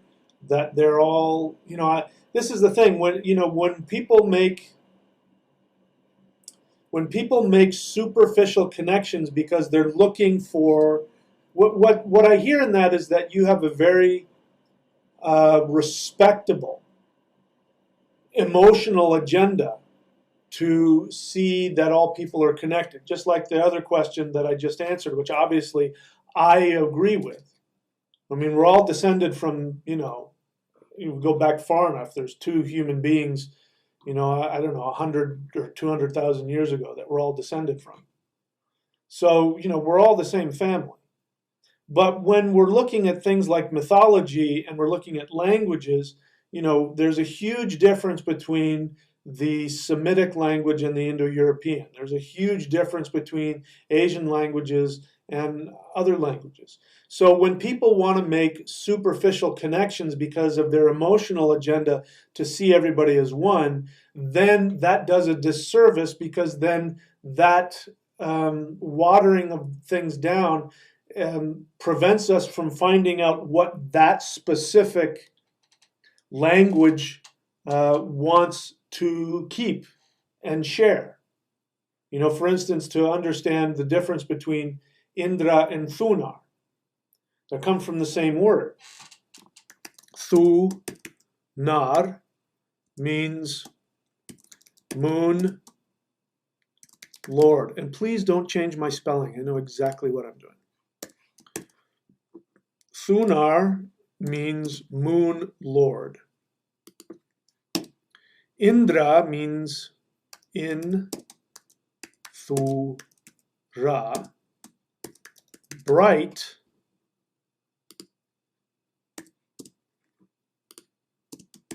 moon, king. It's the same word, Indra and Thunar, Thor. And that's why they're both the lightning god. There's slight variations that I could get into, but they come from the same word. That can only be understood if you understand it in the terms of Indo-European language.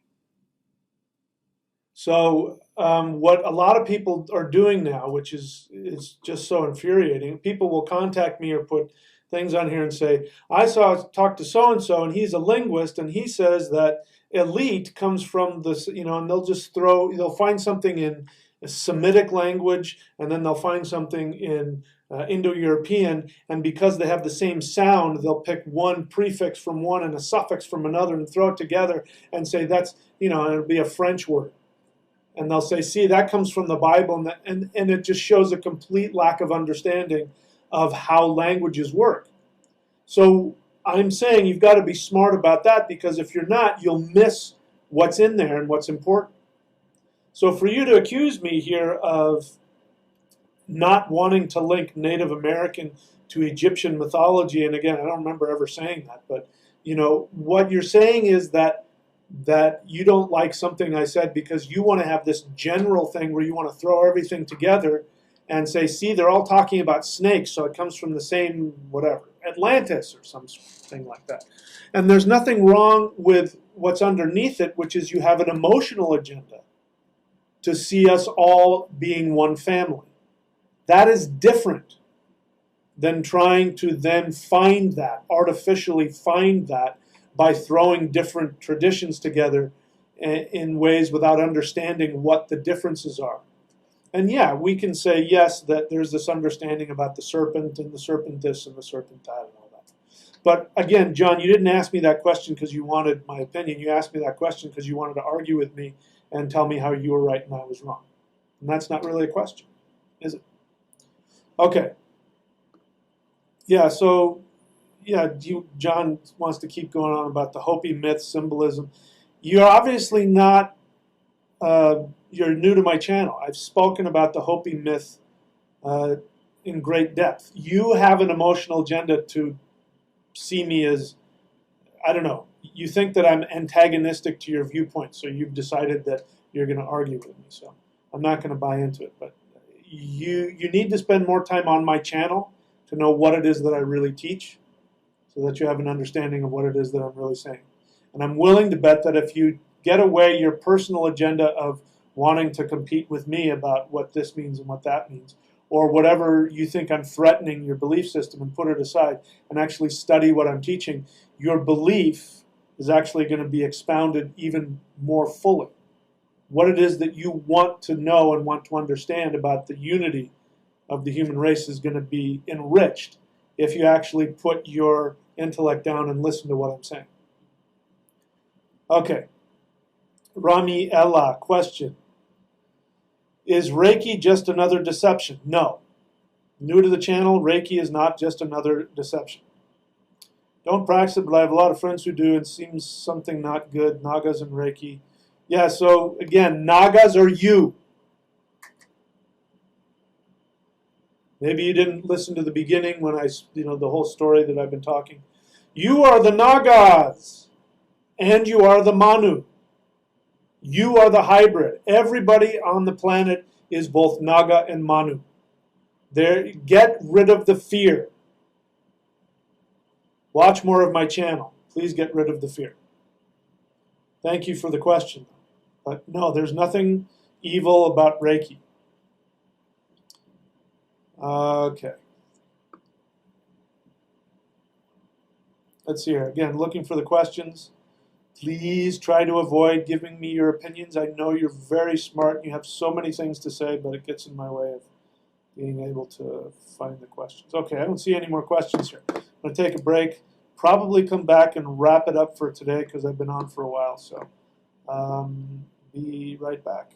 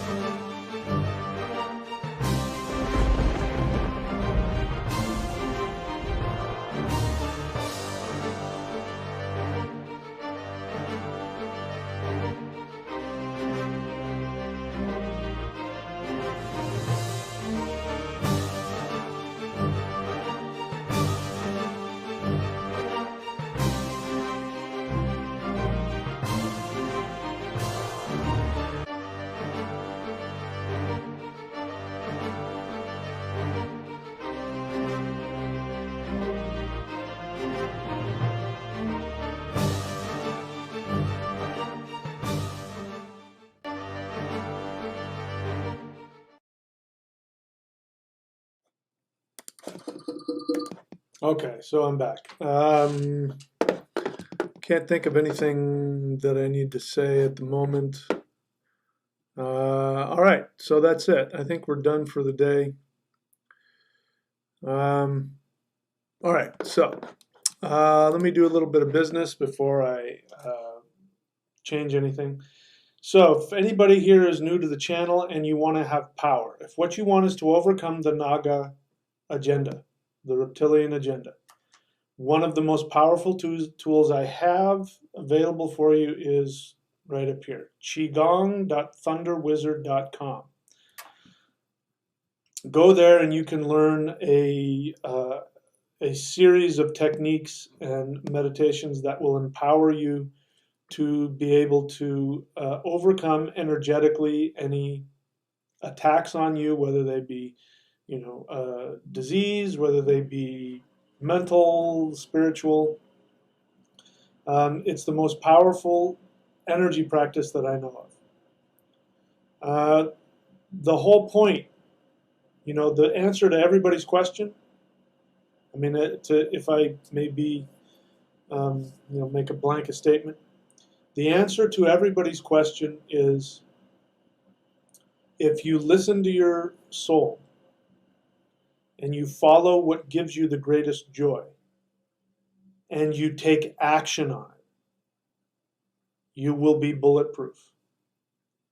You won't be spared fear because taking risks, following your soul is risky in all kinds of ways. And you may go through a lot of fear and you may have a lot of emotional baggage that you're going to have to work through.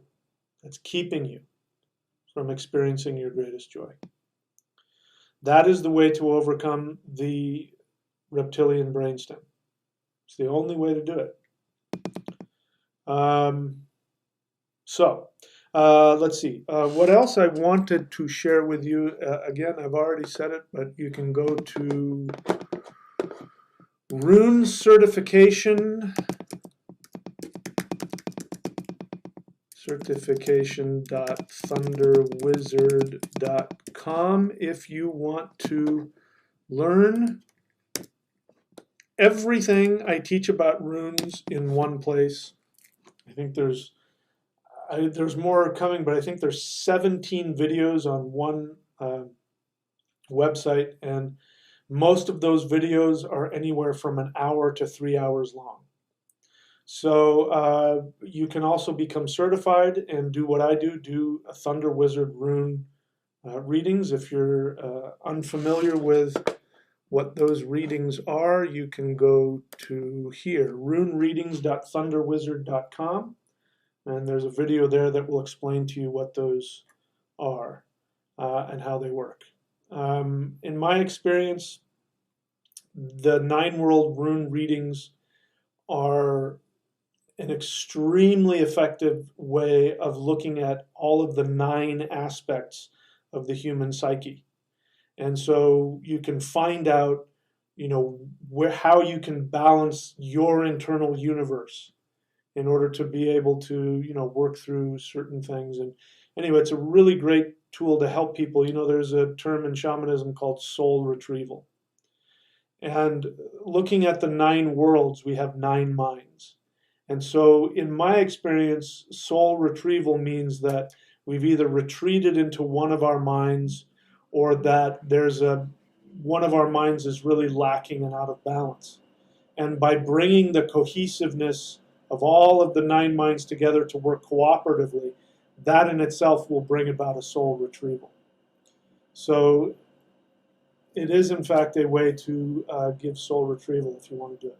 You can learn how to do it for yourself. You can master it and create your own. You don't have to connect to me. You can take what I give you and go start your own, rune reading service. If you want to be connected to me and to the Thunder Wizard name, then you can get certified, and then I'll put a page onto my website with your video, and people can buy directly from you. And every time I point to, go to runereadings.thunderwizard.com, they'll see your beautiful, bright, shining face there, and they can get a reading from you and save themselves some money, because I charge more than you will. All right, so that's all for the business aspect for me. I'll check and see if there are any last-minute questions. I don't see any questions here, so I am going to bid you all adieu, my friends. Thank you very much for the privilege of being here to speak to you. And thank you for letting me rant and rave as I am wont to do, And I look forward to greater interactions with you, and we shall see what we shall see. So that is all from me right now. Talk to you later.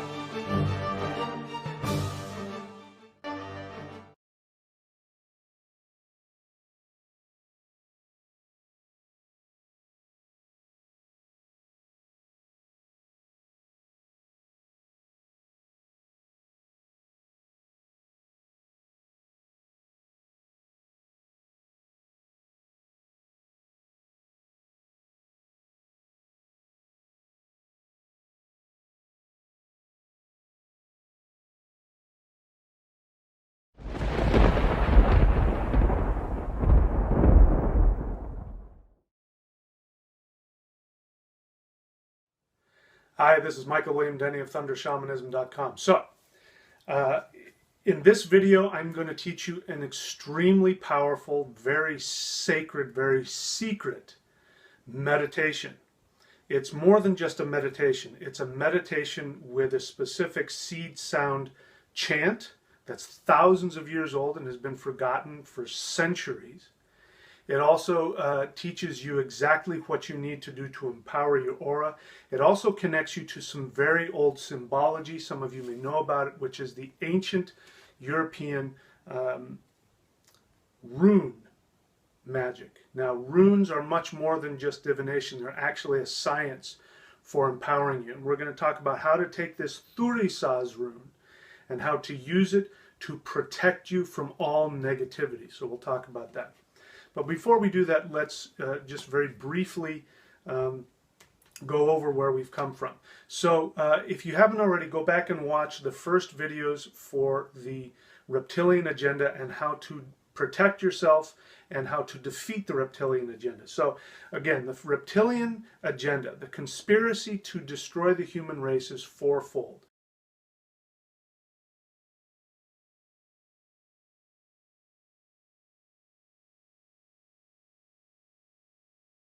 Second part of their agenda, which we're going to talk about today, is they want to take away your ability to defend yourself. Your aura is your first and your last defense against all negativity, both spiritual, biological, mental, whatever it is. Your aura has to be strong, and I'm going to show you exactly how to strengthen it. All of these things lined up together, because when that happens, your divine identity rises all the way up through the chakras. It opens up the crown chakra, which connects you to infinity. It opens up your third eye so that you can see all of the dimensions.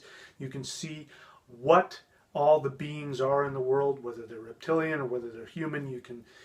You have the ability to discern what is true and what is false. So today, we're only going to be talking about the second part of the agenda. We talked about the first part before. I gave you a video and a mudra meditation for that. And now I'm going to teach you the second part.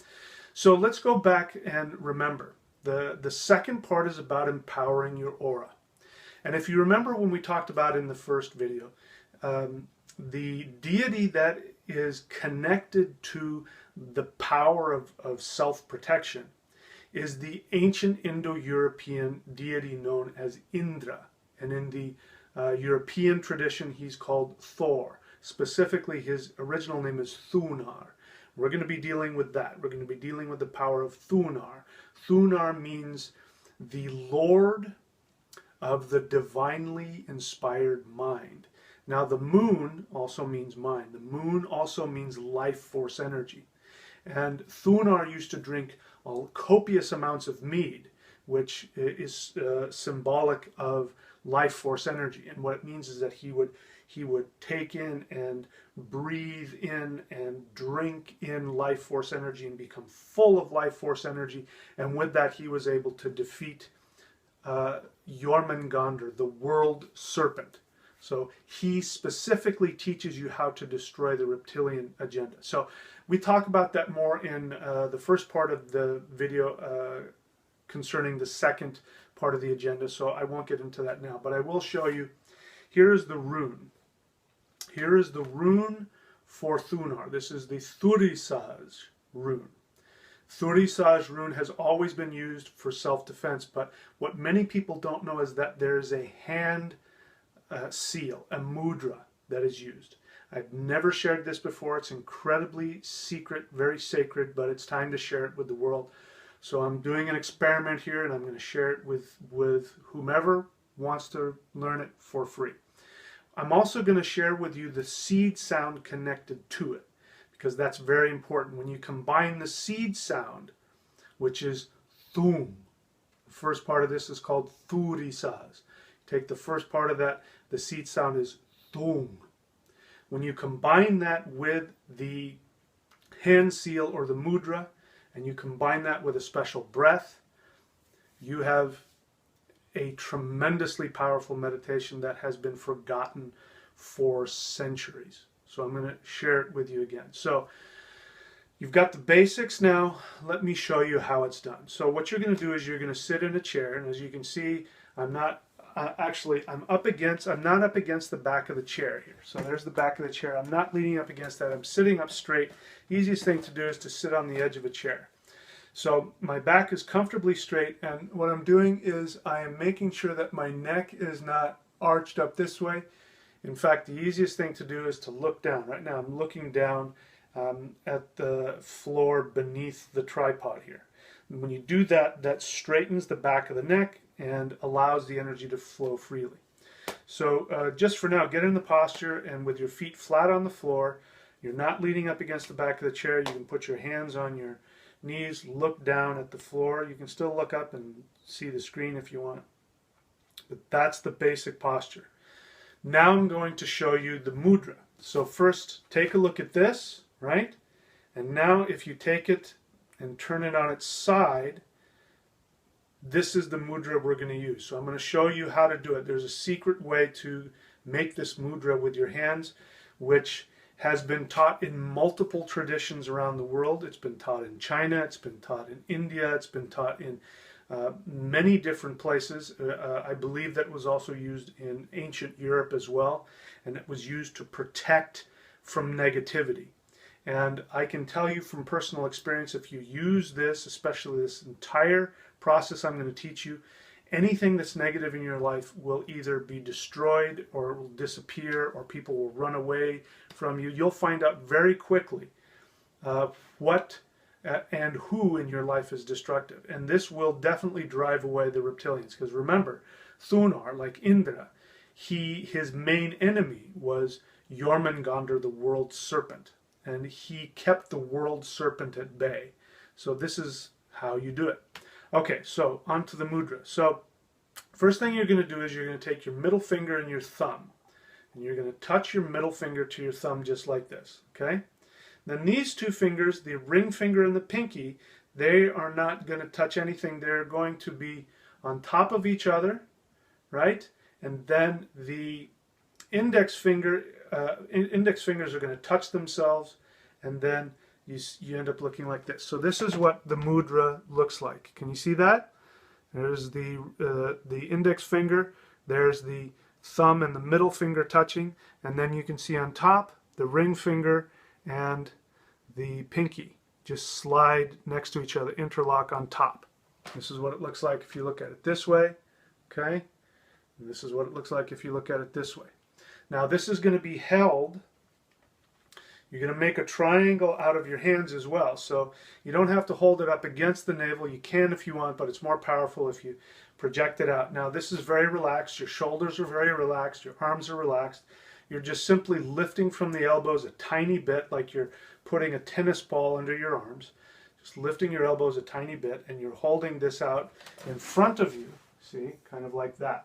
And it should be at the level of your navel. Okay? So you don't have to get it too exact. You'll feel it. Just, do your best. And once you're in this position, first, there's many levels to this meditation. The first one is just simply to breathe in through the nose while in this position, and the eyes can be closed or mostly closed, with the eyes focused up here at the third eye. And you breathe in very deeply through the nose. Exhale silently out the mouth.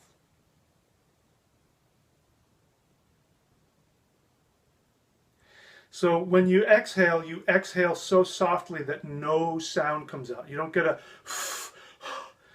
any sound coming out. Just the breath silently exits the mouth, okay?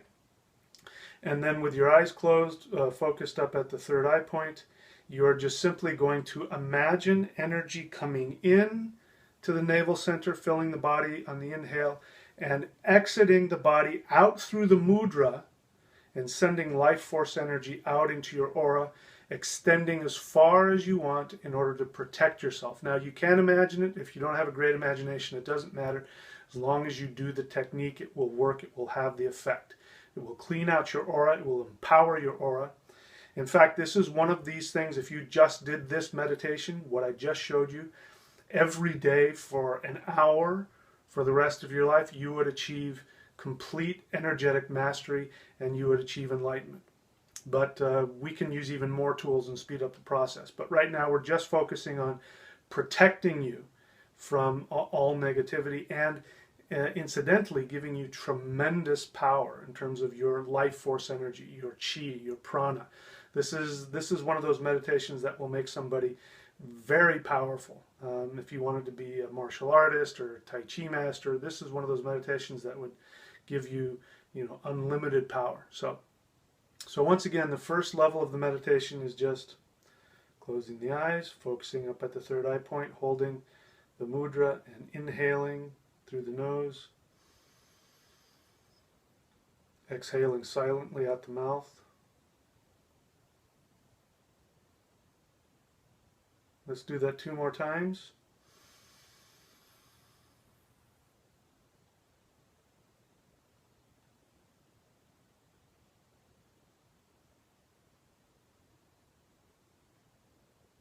One last time.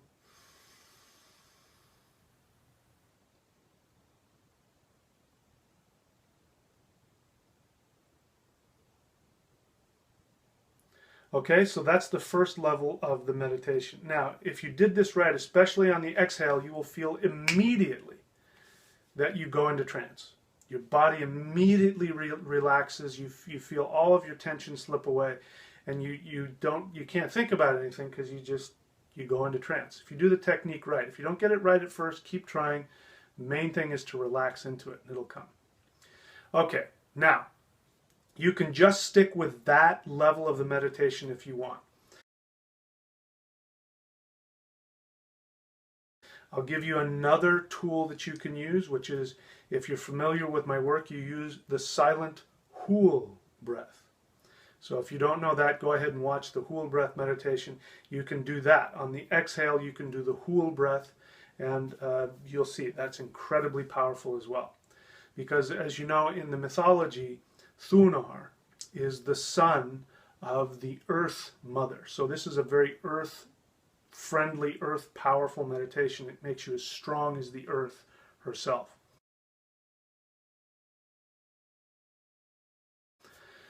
Now I'm going to teach you the third level, which we could call the Thunar mantra, which is connected to the rune. You'll be chanting the seed sound for the rune of Turisaj. You'll also be chanting the seed sound for the god of thunder and life force energy who protects the world from the world serpent, Thunar. Specifically, Thunar vibrates with the mind. He's the lord of the mind. Thunar. Nar is lord.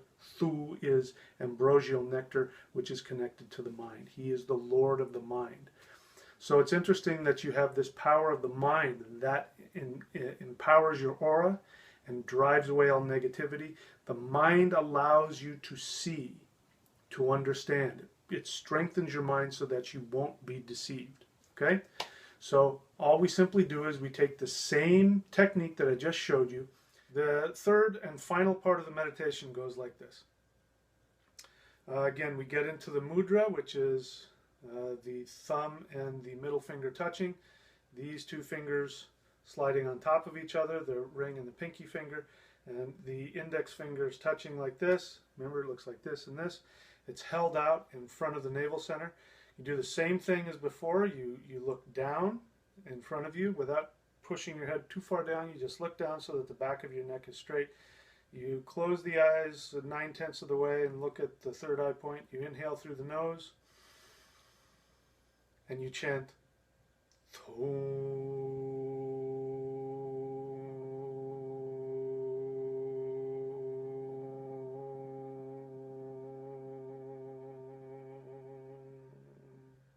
Okay? So those are the 3 levels. And if you do this meditation on all 3 of these levels, it will clean out everything. Combined with the mudra. Remember we said the first part of the mudra, even if you just sat in this mudra, that in itself would empower your aura. But now you combine it with these 3 levels, there's nothing more powerful on this earth. If you combine that with Tai Chi, if you combine that with other forms of Qigong, if you combine that with the spirit fighting that I teach, if you combine this meditation with any of those, you will feel a power greater than anything that, I mean, listen, I've been doing this kind of work for, 25 plus years, and I've never felt anything as powerful as all this stuff before. So, it serves me very well. So that's the meditation. Again, if you haven't watched, go ahead and watch the other videos about this first. This will take care of the second part of the reptilian agenda, which is the reptilians want to first and foremost suck all the life force energy out of your aura, and then secondly, what they want to do is they want to take away your ability to defend yourself. This meditation, this mudra, this sound will make you impervious to them, which will allow you to then go to the other two realms. So that's it for now. Keep your eyes open. There's going to be more videos about this. So until next time, may the power of the ancestors and the power of the celestial deities empower you and protect you.